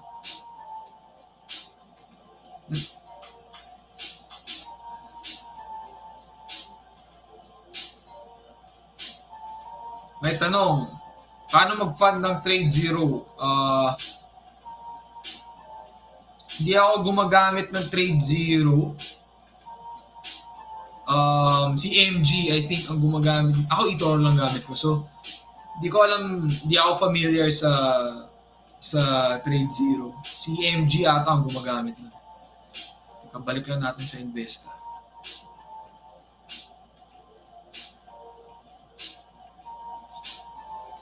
Bro Tom, pure EMA 50 lang ba gamit ko? Gumagamit yung short term. So, EMA 50 talaga usually ang ginagamit ko. Kasi bigger picture yung approach ko. At least pag trend filter. Pag below EMA 50, wala sa agad. Diba? But kung below EMA 20, kaya sa trend filter, hindi ako AOTS or hindi ko sasama yung EMA 20. Kasi marami naka-cut out na stocks na okay naman. Na baka hindi pa lang super close to the high pero ganda ng setup. So yeah, mostly EMA 50 ang ginagamit ko, especially for trading my position. Depende na siguro sa environment. Kung bull market pa EMA 50, siguro now, ang ginagawa ko kasi sell on rally. Tapos break even stop on the remaining half. So depende rin sa environment. Sir, SECB, may impact ba revenue for Q2 though lower pa siya than last year? To be honest, hindi ako masyado tumitingin na funda. So I don't think I'm the best person to answer the question. No? Sorry.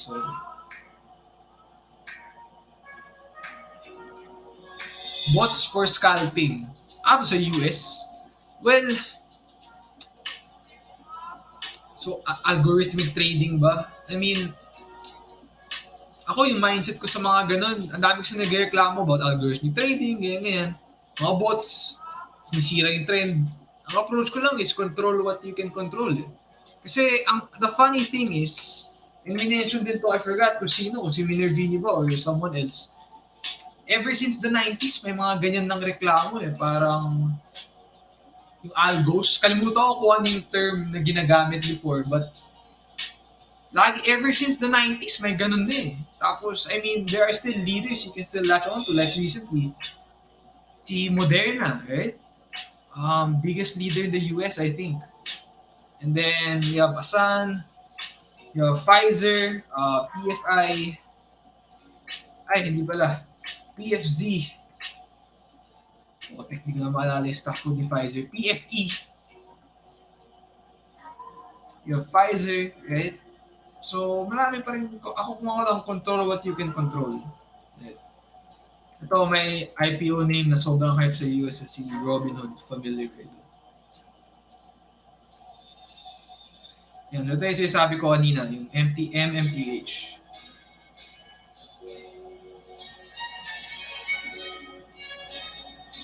Yan na, may nag-comment na nung isang leader si Wilcon. Teka. Wala, ito yung isa pa nag-stand out sa akin si Wilcon.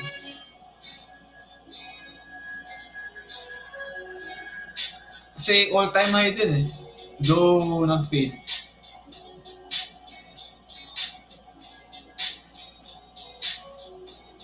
Parang sila na na-converge at ACE in probably GME7, yung mga, at least yung mga close to 52-week high all-time high.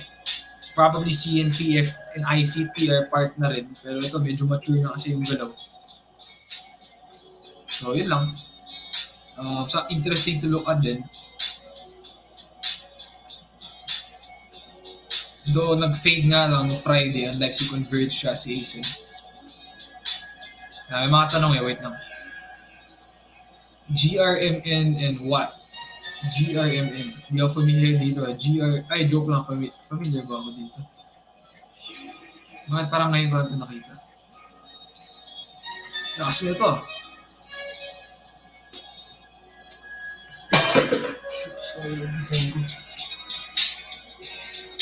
GRMN, well, lakas. Hindi ako masyado familiar dito. Not sure if lumalabas sa screener ko.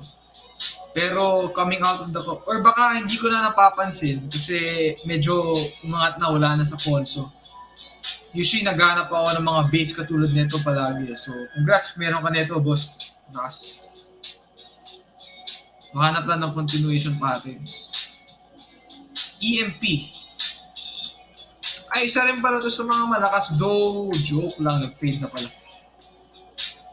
I'm curious ako if merong alam kung bakit siya nag-gap down ng ganito. Not sure as well on my end. Curious lang. So multi-year breakout kaso finade din. Malamang catalyst driven yung bagsak. So congrats sa mga nakapag, let's say, sell into strength. If 20% nakapag-sell kayo into strength. Pero ang hirap niyan kasi multi-year breakout tapos fade ka agad. Nakakainis yung mga ganyan situations. Natanggal sa index. Kaya pala, kapalit ni Converge ba?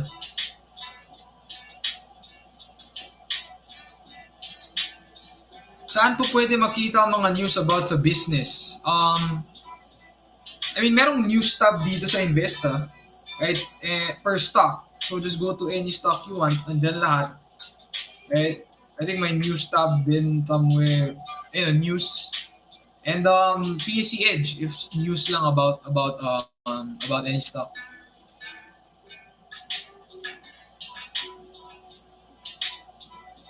Oy! GPB. Mga matagal mo na ako kilala. So si Wilcon, kung trivia lang, ito yung pinaka-first stock na tinrade ko. Yung pinaka-first na tinry ko bilhin nung 16 ako, Ayala Land, like everyone else. Pero nung nag-trade na talaga ako, nung sa internship pa ako nito sa isang company, bumili ako ng Wilcon somewhere here.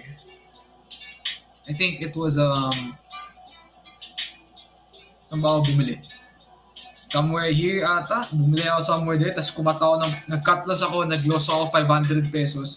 Sobrang galit ako kasi just saan yung 500, sabi ko pang Jollibee na lang sana next door sa tabi ng office kasi namin nung nag-i-intern ako. May Jollibee. Di pa ako sanay mag-trade or magka-loss. Pero alam ko na paano mag-cut. So yun, medyo solid, GPB solid. So naalala mo yun. AMD, hindi pa. AMD, one of the tech leaders naman sa US. Ay, nadaan na pala to kanina. Well, strong run, right? 25% move, selling to strength, nag-extended na, tapos fade. Though di pa naman dead to. Very far from EMA 20. Di ba very, pero Hindi nga niya tinouch yung EMA 20, nag-bounce na maliit. So hopefully magka-sustainability to. Right? Para mag-form ng bagong consolidation dito. So congrats sa mga nakapag-trade nito sa US. Isa sa mga sobrang hina-hype na stock sa FinTwit or sa Twitter. Very active kasi yung mga foreigners sa Twitter.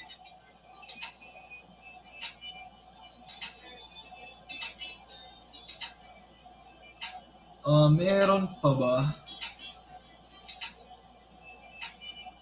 Based sa experience niyo, Sir Tom, ano mas okay? Buy on dips or buy on breakout?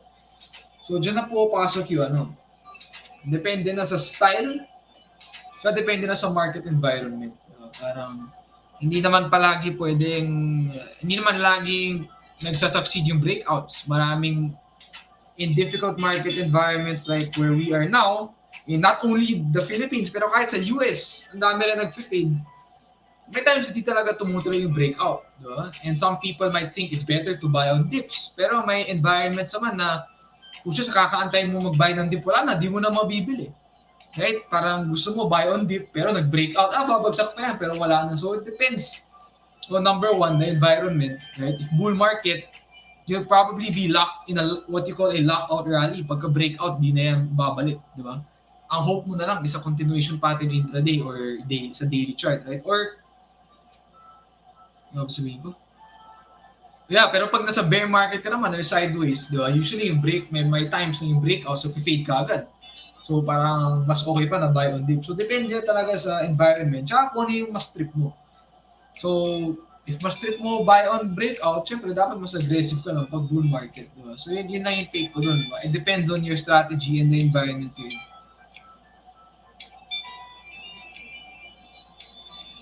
SECB tapos na ata, di pa pala. SECB.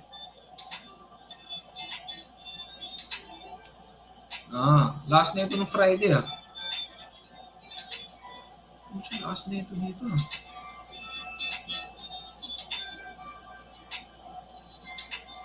SECB probably will be more interesting kapag na-break tong 120.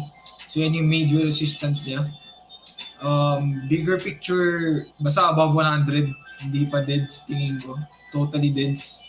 Pero downtrending pa rin, though ang interesting yung volume ng Friday. So, might be one of the outperformers. Not really sure, let's see. Pero 119, 120 major resistance for SECB. What do you think? Lalakas kaya ulit mga stocks by December gaya ng last year? Well, yun, hindi pa natin alam. Right? So, para sa akin, hirap sagutin ng mga girl na questions. Parang lalakas pa ba? 80, tapos na. Hirap na i-predict I think it's best really to just react, and just to be present every day to know kamusta yung market, kamusta yung sentiment, what's the probabilities telling us where is it more likely to go. So di ko talaga masagot yung question na yan. Wala akong fundamental basis or macro point of view to say saan siya pupunta. And minsan ayoko rin magkaroon ng ganun kasi baka maging bias siya masyado. So usually I just let price tell me na pag malakas diyan. Basta ako, everyday screen lang, hanap lang ng malalakas na stocks, tapos yun, focus lang doon.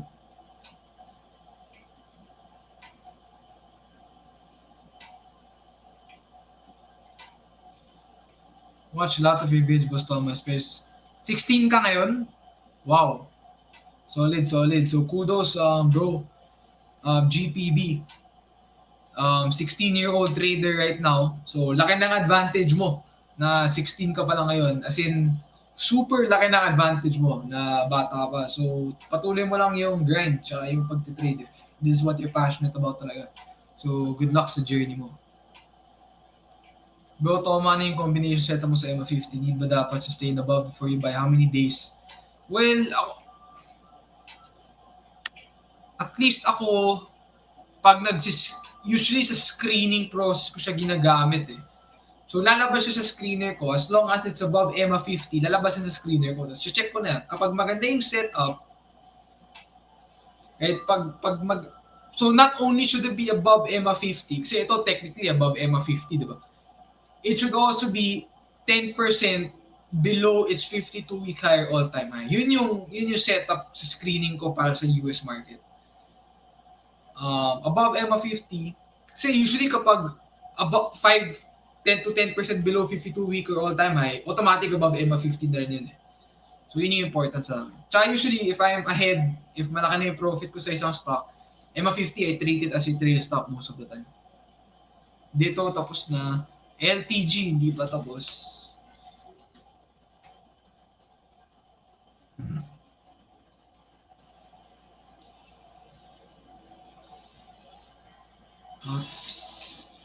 Grabe pala sell down dito. Puti. Head and shoulders. Tapos break neckline. Outs. So, another example kung bakit mahalaga mag-cut loss kung bumalik ako on support. So, tingnan natin if magkaka-bounce to somewhere sa level na to. Right? Not sure if may Fibonacci something ba. But, sabi yung fib. May automatic fib dito. Kaya tingnan natin sa may 850. Doon ang sama nung price action niya. Di ba? Continuation pattern pero pa-short yung ginawa. Right? So, let's see. Baka magka-mini bounce opportunity dito sa base na to. 850 levels. Tingnan natin bukas or this week. Baka magka-bounce ka. Kasi after a strong crash like this, for sure may mga bounce plays naman. Ito, this is one. Though medyo mahina lang. Tingnan natin if magkaroon dito. Dito, tapos na home. Oh, medyo wala na ito masyadong kaganapan yun.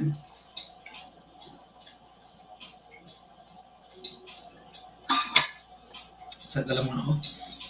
So, home.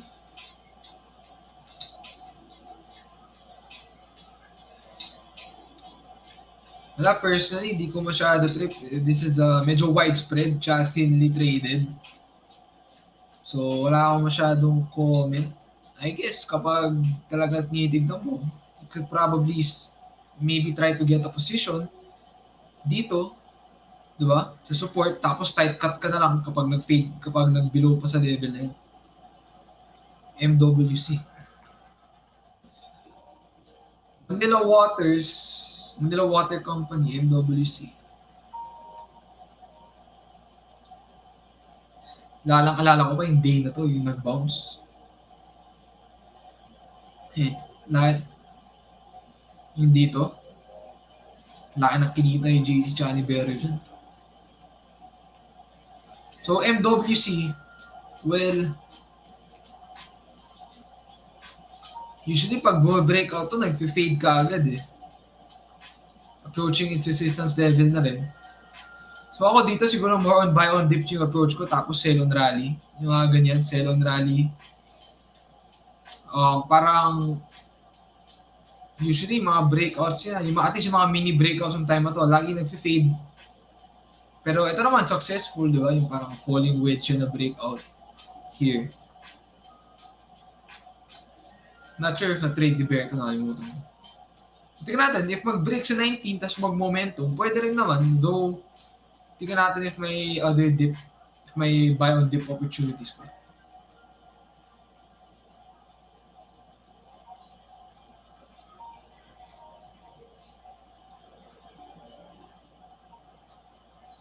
Jimmy 7 tapos na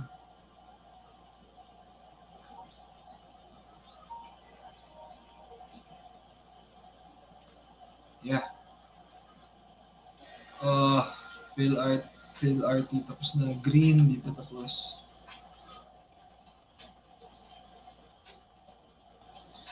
so green, well, ayan na, tumira na rin yung bounce eh.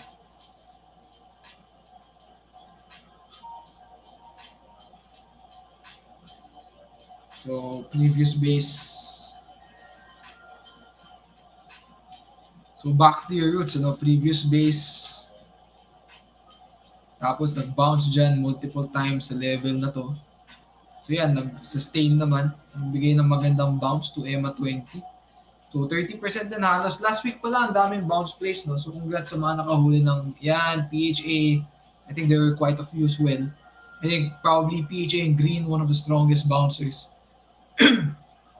Pero yun nga, nauntog na. So ngayon, unless mag-lower high tapos mag-breakout, probably wait for a double bottom. Tapos tight stops ka na lang. Pakantay ka ng potential double bottom sa may 230 levels tapos tight cut below 220. Something like that.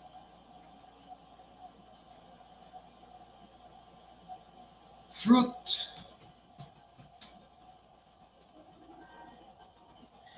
Tahimik na lang din eh. Si Fruit. So baka more on position trade na yung approach dito. If ever mamigay sa may probably here 110. If ever tumahimik sa level na yan. Very walang catalyst eh. Walang price driver eh. So baka position trade. Medyo tahimik na to. Matagal na to tahimik. Wala na ako masyadong nakikita moves dito. Unless yung mga micro swings tulad nito. Diba? Pero yung big move talaga, since etong time na to, wala na.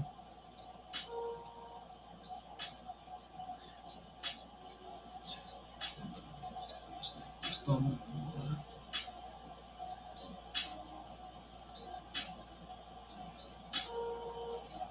Will you ever manage funds? So, mostly personal. BHI.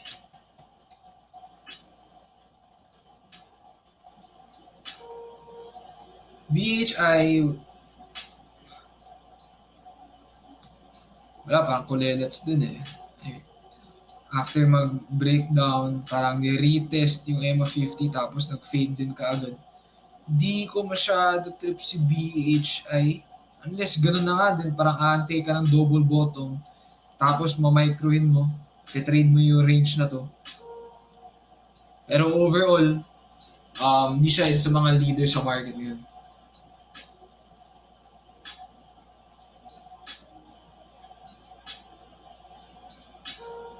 Boston, pansin ko lang kapag nagtatouch sa MA50 on a pullback, din kapag sa MA to buy on break. Teka, di ko gets. Pag nagtatouch sa MA50, buy on pullback, MA20 naman sa breakout.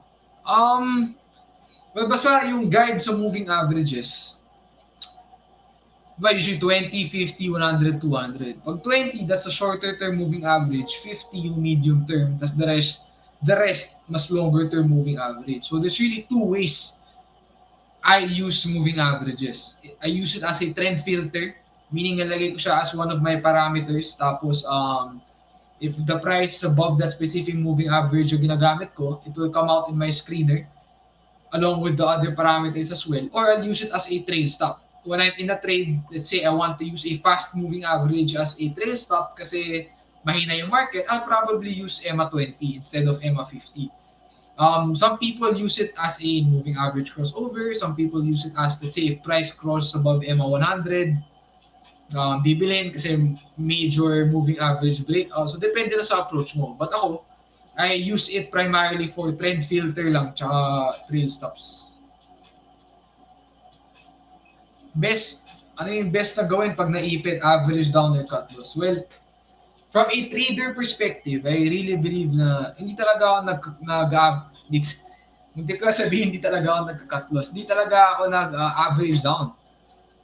Kasi, well, at least yung logic behind that, from a trader perspective, not from a investor perspective, is why would you throw good money after bad? Why would you throw more money to the fire? Throw more money, neutral money in a losing position. So ako, kesa, even if you average down, di mo alam, baka bumagsak palalo, right? You probably dug a bigger hole for yourself. But again, this is coming from a trader perspective. So ako, pag talagang, may times din na naipit ako tapos nag-average down ako. I think ilang beses ko na na-share ito. The one time na nag-average down ako, sabi ko, di ko na ito uulitin. Kasi yung worst na pwede nangyari, bumagsak lalo. So, nangyari ito noong 2019 eh. Nag-freeze ako, tapos nag-average down ako. Hindi ko makakalimutan dito. Ay, hindi pa nga dyan eh. Mas malayo pa. Saan nga ba nangyari yun? Dito. Yan, wala. Na-hype lang ako. Parang sinaw, nagsisiling, nag-double ceiling. Sabi ko, putya, ito magsisiling din. And the funny thing about ECP is, basta intraday may consolidation yan. Nabili ko yan 16 pesos, flat 16 pesos. Ako yung tumama basta sa tuktok eh. Or basta yan. Kung ano man yung tuktok, doon ako bumili. Para yun yung ask, tinira ko na. Tapos bumagsak na mga 3 seconds after ko bilhin. Tapos alaki nung binagsak. So down ako kaagad mga 5%. So usually cut na dapat eh. So nag-freeze ako kasi literally seconds after bumagsak. Tapos ang laki ng position nilagay ko kaagad. So because I was banking on double ceiling, di ba? So wala nang logic yun. Purely upside na lang nakikita ko. Wala akong stop. Wala din sa plano. Hindi ko to nakita the day before.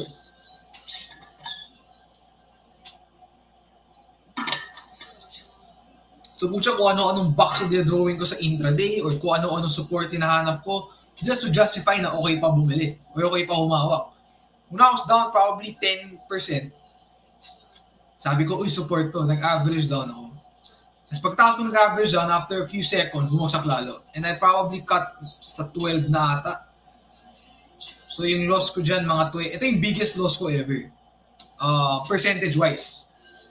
20+%. So unplanned, tapos average down pa. So I dug a bigger hole by averaging down and not cutting in the first place.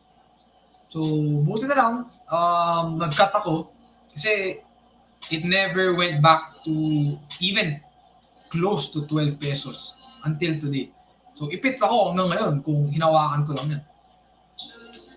Kaya problema pag naiipit ka, hindi lang pera naiipit eh. Yung utak mo naiipit din sa stock na yun. Di ba? Yung isip mo naiipit doon, hindi ka na makaka-trade na maayos. So, isang magandang concept din kung bakit mahalaga mag-cut. Hindi mo lang pinoprotektahan yung capital mo. Pinoprotektahan mo yung mental capacity mo. Kasi kapag mentally, nawala yung confidence mo, mahirap na. Kasi you won't be able to take advantage of the new opportunities that may come out. So, kaya ako, hindi ko na inulit yung pag-average doon. Cut talaga. Kutsang ECP yan. Hindi ko makakalimutan yun. Nasa office pa ako niyan. Hiyang-hiya ako. Kasi katabi ko si Boss JM. So, syempre, hindi ko sinabi sa kanya kung ano nangyayari sa akin. Nasa meeting pa kami nun. Buti na lang, dinala ko yung laptop ko. Kasi before the meeting ako nag-average down. Tapos bumagsak. Sabi ko, di ko nilang titignan. Pero dinala ko pa rin. Tapos eventually, kinat ko during the meeting. Sobrang seryoso ng meeting na yun. Di ko maalala kung ano pinag-uusapan namin. Pero deep down, umiiyak na ako kasi alam ko nang mali yung ginawa ko. So, susceptible din ako sa mga ganyang Kasi ang hiya ako, katabi ko si Boss JM, malaki nung kinita niya sa now.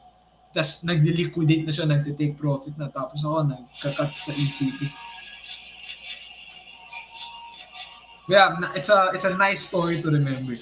Parang pinapaalala sa akin yung importance ng risk management, trade management. Ever. Hindi pa tapos. PSEi tapos na. Dead na to for me, si Ever. Parang mga mini bounces na lang yung lumalabas. So, ano sa ba? Ay, putik. Teka, malubat na pala ako. Teka, yung charger ko. Buti, chinek ko yung time.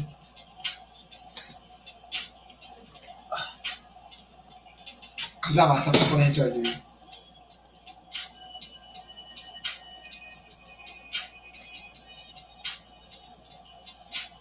So si Ever, ano na to, para mga mini bounce plays lang hahanapin mo dito. So, either, sorry. Naghahang yung laptop ko. Either baratin mo, antayin mo sa 0.20 yung dating breakout point, or same thing, baka may double bottom ka dito. So, tingnan natin. Maraming ganito yung setup eh, double bottom yung approach. Galag ba ako? Hindi naman natin. So, yun. So, I think, nadaanan na naman at lahat na, meron pa bang may questions? So, I want to talk about something. Nadaanan ko na lahat ng interesting. I think, Ito may isa aba.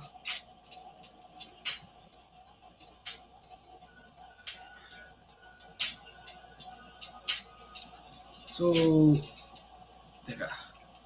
Hang na yung laptop ko. Masyadong madami nakasaksak.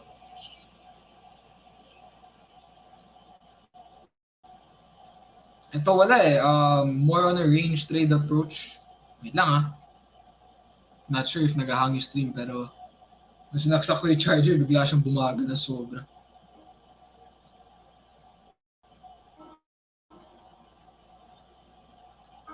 Okay, so I think hindi naman nag-hang yung stream.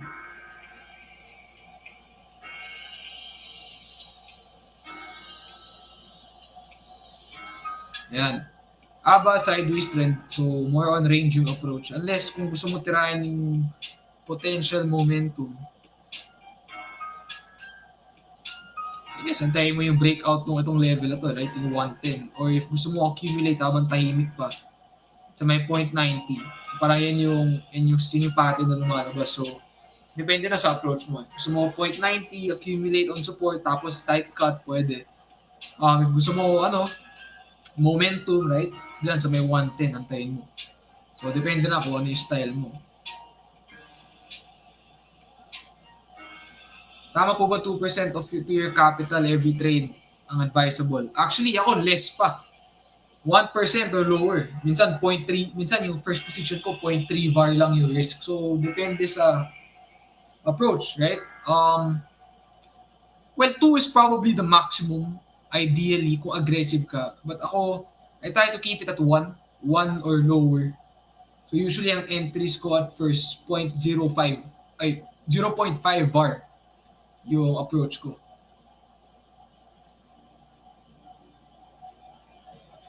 Saan mas okay mag-plot ng trend line candle? Sa wick or sa body? Ako di ako masyado, di ko alam ano yung textbook na tama. Kung ano talaga yung parang sinasabi sa maybe sa Edwards and McGee. Right? Pero, na ako, basta ako, totoo lang, pinaplot ko lang. Di ako masyado, particular sa mga maliliit na nuances. But usually ako sa week eh. Usually sa week. At least kapag... Uy. Nag-hang ba?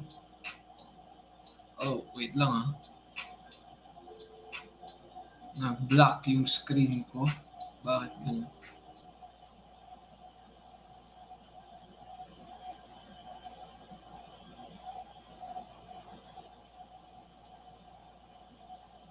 Hello. Ayun, okay. Sorry, nag-block yung screen ko for a while. Okay pa ba? Nag-lag ba ako? So usually ako, pag nagpa-plot ako ng trend line, usually sa week actually, sa week. Pero when I drag it down or drag it up, usually sa body. So wala lang. Yun lang yung nuance ko.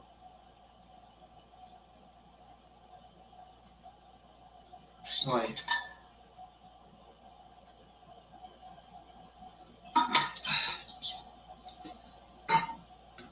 Okay, so last question ko na to guys. Pakita ko lang to. Teka, meron pa pala. Advice, so APL tapos na ata. ETH at XRP. Pwede. ETH USD.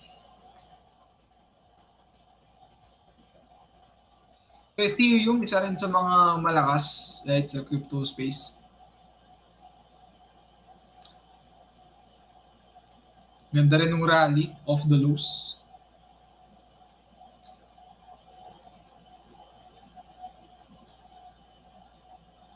So same with the others. Parang na ako if I wasn't able to get it off the low or off the initial breakout, antayin na ako ng continuation pattern. Kasi again, I'm sure maraming ipit dito sa high, right? So maraming overhead supply dyan.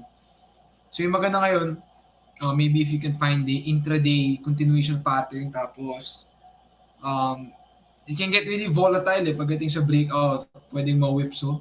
So maybe accumulate close to support. Depende na sa approach mo. At least ako, gusto ko nag-accumulate, at least sa crypto, habang tahimik pa. So hanap ka ng magandang horizontal base consolidation. So ngayon, wala pa masyado. Walang bigger base na pwede talaga mag-accumulate. So, observe lang. Antay lang ng proper setup.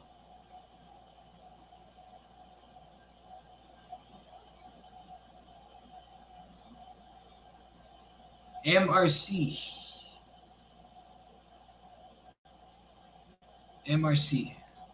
Kaya after itong MRC guys, medyo masayat na alamunan ko. May sagot ako last question na medyo mahaba yung explanation. So yun na yung last. So MRC naman, wala eh. Ano na yan eh. Out of favor na yan eh. One of the leaders ng late 2020 pero nag-fade na. Again, important talaga na nagka-cut. Hirap maipit sa ganito. So I guess ang antayin mo na dito is kapag mag-retest pa dito sa level na ay, umabot na pala. So nagka-mini bounce ka dyan. If ever mag-form ng double bottom, I guess. Pero hina lang yung bounce nito. Wala ata masyado nakatingin dito eh. Or tama lang, 20% din halos. Pwede na rin.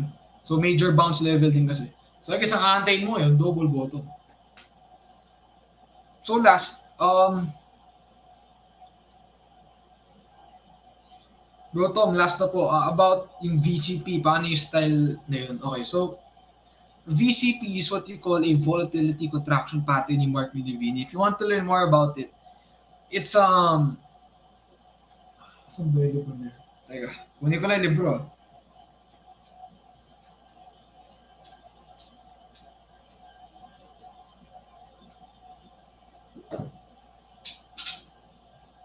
Ito yun. So it's in this book. If di nyo pa nababasa to, siguro mga 5 beses ko binasa to. Trade Like a Stock, one of my favorite books. Very easy to read for newbies as well. Trade Like a Stock Market Wizard. So, dito yung tinuturo yung strategy niya called and yung setup na pinangalanan niya called the volatility contraction pattern. So, basically yung style ni Minervini, is a growth momentum investor. Naghahanap siya, ganun 52-week high, all-time high place, right? But he looks for specific characteristics in a way a stock creates its base. Diba? Na for it to be a grade A setup, the volatility contraction pattern. And maybe to show 2 examples of recent ones that come to mind, kasi di ko maalala lahat na may magandang example ng VCP. Isa na doon, ito si Moderna. So, this is not the best example, pero a good enough example. So, sorry, naghang. Teka, tanggalin natin yung mga indicator para di na maghang. Usually, kasi laptop ko luma na pag madami nangyayari, naghang siya. Ay, wait lang. Okay. So, volatility contraction pattern is when volatility contracts, right? So, I think it's better, pakita ko na lang. Etong, after it made its first run up, si Moderna, ano ginawa? 43% decline. After the second run up, ano ginawa? 37% decline. After the third run up, ano ginawa? The decline naging 23% na lang. Though mas maganda sana pag nagkaisa pa, right? Pero ito yung pang thought process behind it. Parang ganito siya. Right? So, ang gusto makita ni Minervini sa isang base is when volatility contracts like this. Bakit? Ano pinapakita? Pinapakita na malakas yung stock. Bakit? Kasi nag-form siya ng mga higher lows. And pinapakita yung demand. Right? Because every time sinesell down, the buyers are there to support the stock. And then every time, in each consecutive contraction, paliit ng paliit yung pullback. Right? Which shows what? Which shows strength. And that would be nice if it's paired with low volume during the consolidation as well. Diba? So yan, this is one example. So from 43, naging 37, naging 23, tapos nag-breakout, high volume, may one last continuation pattern. Tapos yan, tumuloy na. Another example would be yung ACI. I think. Hindi ko maalala lahat eh. So ACI, ganun din. So nagko-contract yung volatility. First pullback, 22%. Tapos yung second, 14%. Tapos yung third, ito na lang, maliit na lang. Mga 10% na lang. So that's essentially what the volatility contraction pattern is. So basta it's the tightening of the base from the left side to the right side. And as long as the consolidation is volatility is contracting and we see low volume on the right side on the handle followed by high volume breakout, yun yung characteristic na isang market leader na tinuro din namin sa Investor University. So for example, itong final contraction, kita mo low volume, low volume. Tapos yung nag-breakout, taas yung volume, right? Ganda ng volume yung nag-breakout. Above average. So, in a nutshell, ganun yung VCP. Diba? Wala akong masyadong maisip na Philippine example off the top of my mind lang. Si Converge din actually. Si Converge.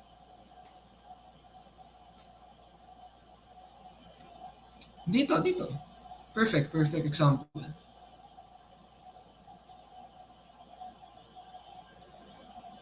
So it's the tightening of the base from the left side of the chart to the right side. Diba? From 22, naging 9, tapos ito super tight yung consolidation. If di mo include yung wick, mga 5. So it just shows that volatility is contracting, nag-form ng higher lows. And pinapakita lang yung strength ng stock. Diba? So it's really a characteristic of a base. That's really, for me, that's what the volatility contraction pattern is. It's a characteristic of how the stock creates a base. So it's both price action based and based in sa volume. So ganun yung concept.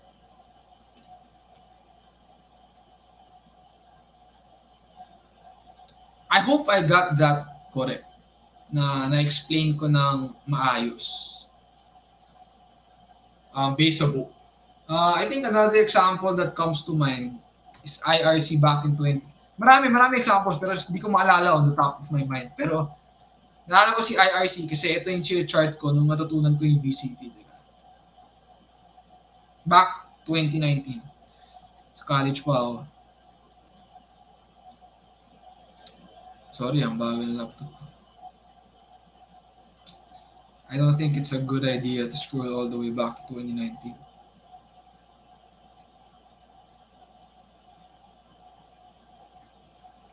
Kaya.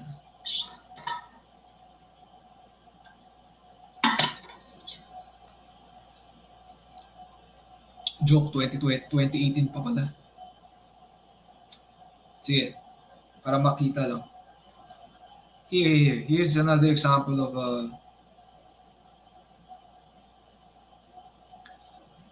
volatility contraction pattern. Wait.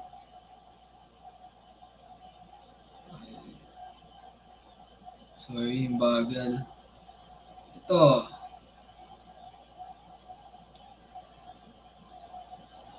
So from a 20% decline became 13%, then yung final contraction niya is 8%. Parang ganyan yung concept niya. So volatility is contracting and then in every consolidation, volume declines. Every run up, you have big volume, which shows buying interest. And then another low volume consolidation. And then another high volume buy up. Right? And then another low volume consolidation. Diba? Tapos yung dalawang candle na nag-breakout siya, last ulit. Last breakout. Tapos may dalawa pang pullback, dalawa pang retest na low volume din. So yun yung characteristic ng market leader. High volume breakout, low volume also. Ideally shows VCP characteristics, volatility is decreasing. Kaya lagi ko sabi na sana mag-cons pa. Lagi ko lang minimension yun. Kasi binabalikan ko yung VCP. Binabalikan ko, gusto ko makita na mag-contract yung volatility. For example, sa nickel, right? Parang gusto ko pa sana na yan, mag-consolidate pa dito, right? Mag-form pa ng tighter na conso na low volume tapos pumutok with high volume.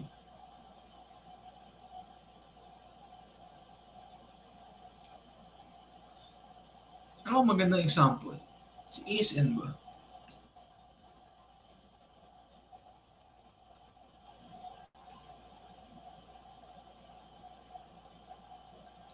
Shit, ang bago ng laptop ko.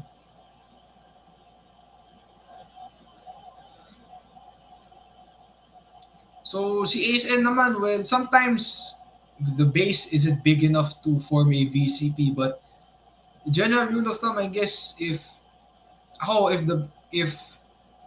bull market tapos tight yung mga konso, okay yun. Basta tight yung range, something like this. Base is tight, high tight flag yung fino-form. Yung mga gusto ko tirahin.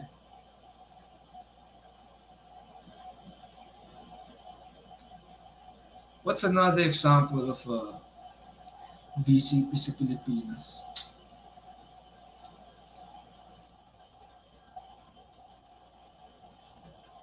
Meron na ako naisip na wala sa isip ko. PHA. Ay, PHA ba? I don't remember.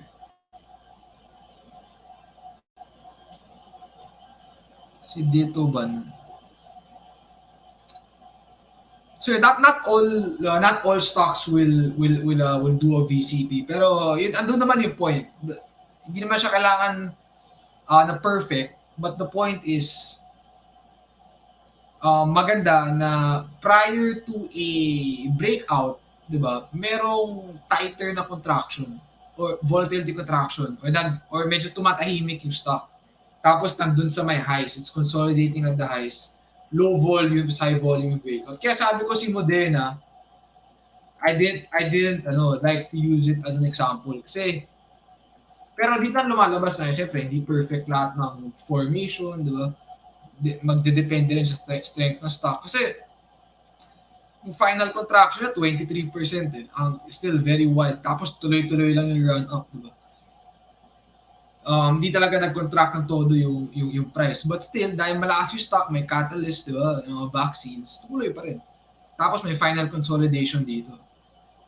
So yun lang naman. Hope I was able to explain it the right way.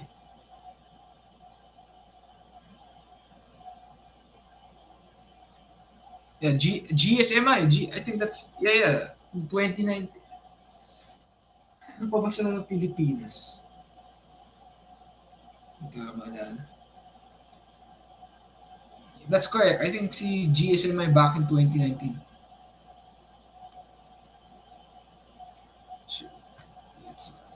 It's a bad idea to scroll back.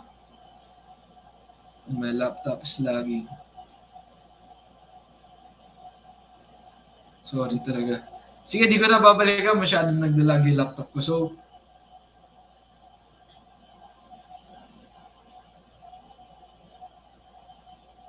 ATN. Hindi, masyadong malayo dun eh. 2018 pa yun eh. So, ito na pala. Bumalik na pala.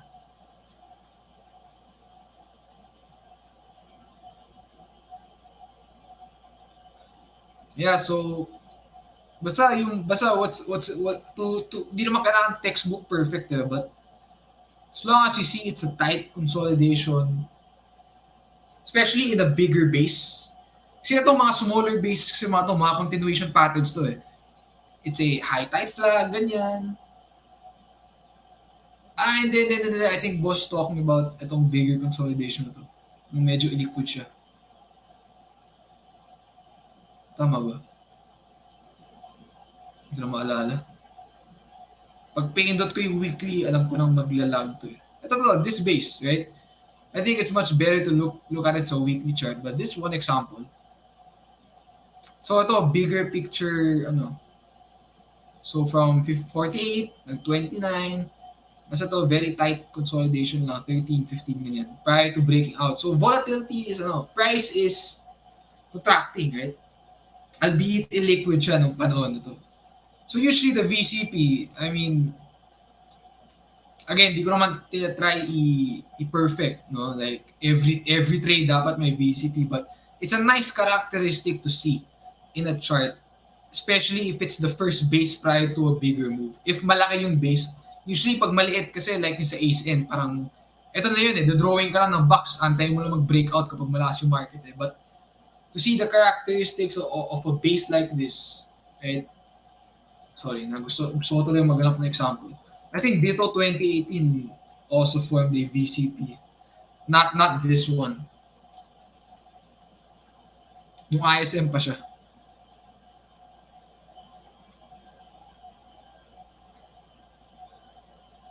So yun, if you guys want to learn more about the textbook definition of it, Trade Like a Stock Market Wizard. Available din sa fully book. I think the price of the book, mga 1.5 or 1.8. Mga below 2K siya. Hardcover eh. Walang paperback.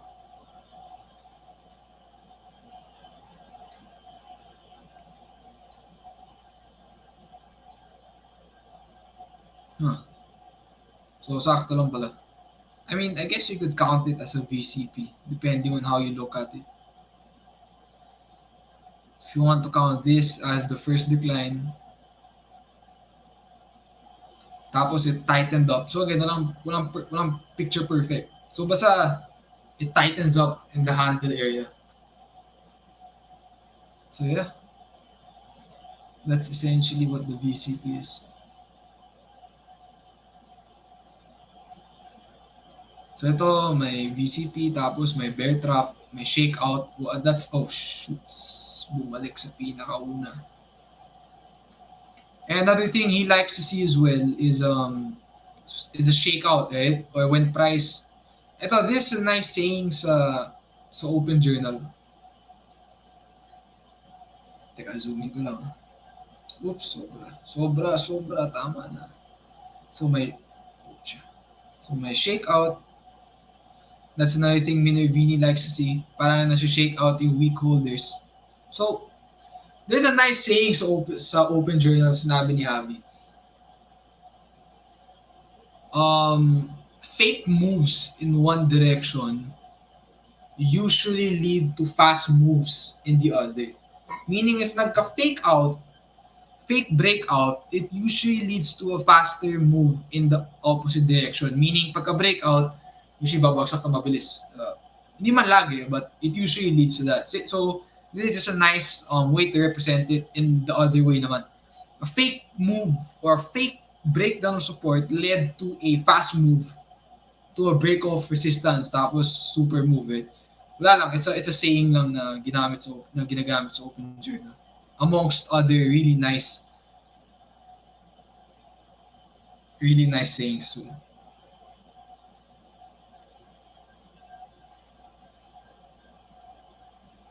So, yun. So, hopefully, nasagot ko yung question. So, I think 2 hours 7 minutes. Di pa ako kumakain. Gutom na ako. So, kain na ako. I guess, one last thing before I let you guys go. I guess, plug ko na, super last. So, salamat sa lahat na nagstay. Plug ko na last yung upcoming event namin, the Investa Summit 2021 Next Gen Money. Hopefully, if you guys are interested to check it out, it's instagrams.com/Investa Summit upcoming event. So it's all about not just teaching the community about trading stocks, but along with parang yung next generation na ways to make money, which is crypto, NFTs, and global markets and other ways to get rich as well. Diba? So yun, just if you guys are interested, hopefully I can see you there. September 29 na to. We plan to invite the best speakers per industry, not only locally but globally. So we already released a few speakers, diba, publicly. Actually, naka-upload na ata rin dito yung mga ibang speakers pero di ko na spoil. Ayun, so spot nyo na lang kung gusto nyo ng nakita na maaga. So yun. Hopefully we can see you guys here. May mga FAQs. And yeah, hopefully you guys can make it. 5th year na to nung summit. Last year yung first na online. And then ito, ginawa namin, binundle namin yung dalawang main events of the year, which is the Trading Cup and the Investa Summit. So kapag naka-VIB ka sa summit, binundle namin para malaking discount. So you already have access to the Trading Cup, lifetime access to recording, tapos may 3 months pa na Prime Plus. And may bonus webinar pa kasama yung mga nag-top 10 sa Trading Cup over the past couple of years. So yan, I think this is a pang-sulit deal na. So yan. So important dito yung goal talaga namin is to bring to you guys, the best in the industry. To talk about, yun nga. So, teka, skip natin yung speakers para hindi spoiler. To talk about itong mga topics na to. Yung mga next gen money. So yan. Hopefully makita ko kayo dyan. So yeah, investagrams.com/investasummit. Okay, wait lang. So shout out sa tayo back before I go. So thank you Boss Lance, lalo kay Boss Bear. Sobrang lupit talaga ni Boss Bear. Boss Fidel, salamat sa pag-register. Hopefully marami kami ma-provide na value sa event na to. So yun, investagrams.com/investasummit. So yun, wow, may 200 pa na nandito. So 212 people sa YouTube and sa Facebook na nanonood pa. Maraming salamat sa inyo for staying. 2 hours and 10 minutes. Sayat na, ubus na yung tubig ko, sayat na lamunan ko. Ano lang, final words from me, stay safe. Yung COVID umakit ulit, hopefully napavaccinate tayo. But at the end of the day, as hard as it is for everyone, if kaya, diba, stay at home, ingat lang palagi. So hopefully everyone's safe, your family members are safe and healthy. Hope you guys are safe. Sorry for ulit-ulit. I'm out, nawalan na ako ng words. Tapos good luck in terms of trading, good luck for the upcoming trading week. Don't forget to make your trading plans tonight para execute na lang bukas. First day ng M-Cup is tomorrow din sa mga magpa-participate na Team Prime members natin dyan. And yun, yung Converge X Investa mini event, just go to our Facebook page to see that. And hopefully makita ko kayo sa summit. So investagrams.com/investasummit. Marami pa speakers sa labas, hindi pa kompleto yan. In the talks with a lot of great speakers pa at the moment. So yun, good night. End ko na yung stream, kain na akong dinner. And kita-kits tayo next week for another live charting session with Investa. So yun, salamat and good night. Teka, ano ba tanggalin to? Hindi ko na tatanggalin. So end ko na yung stream ha. Salamat, good night.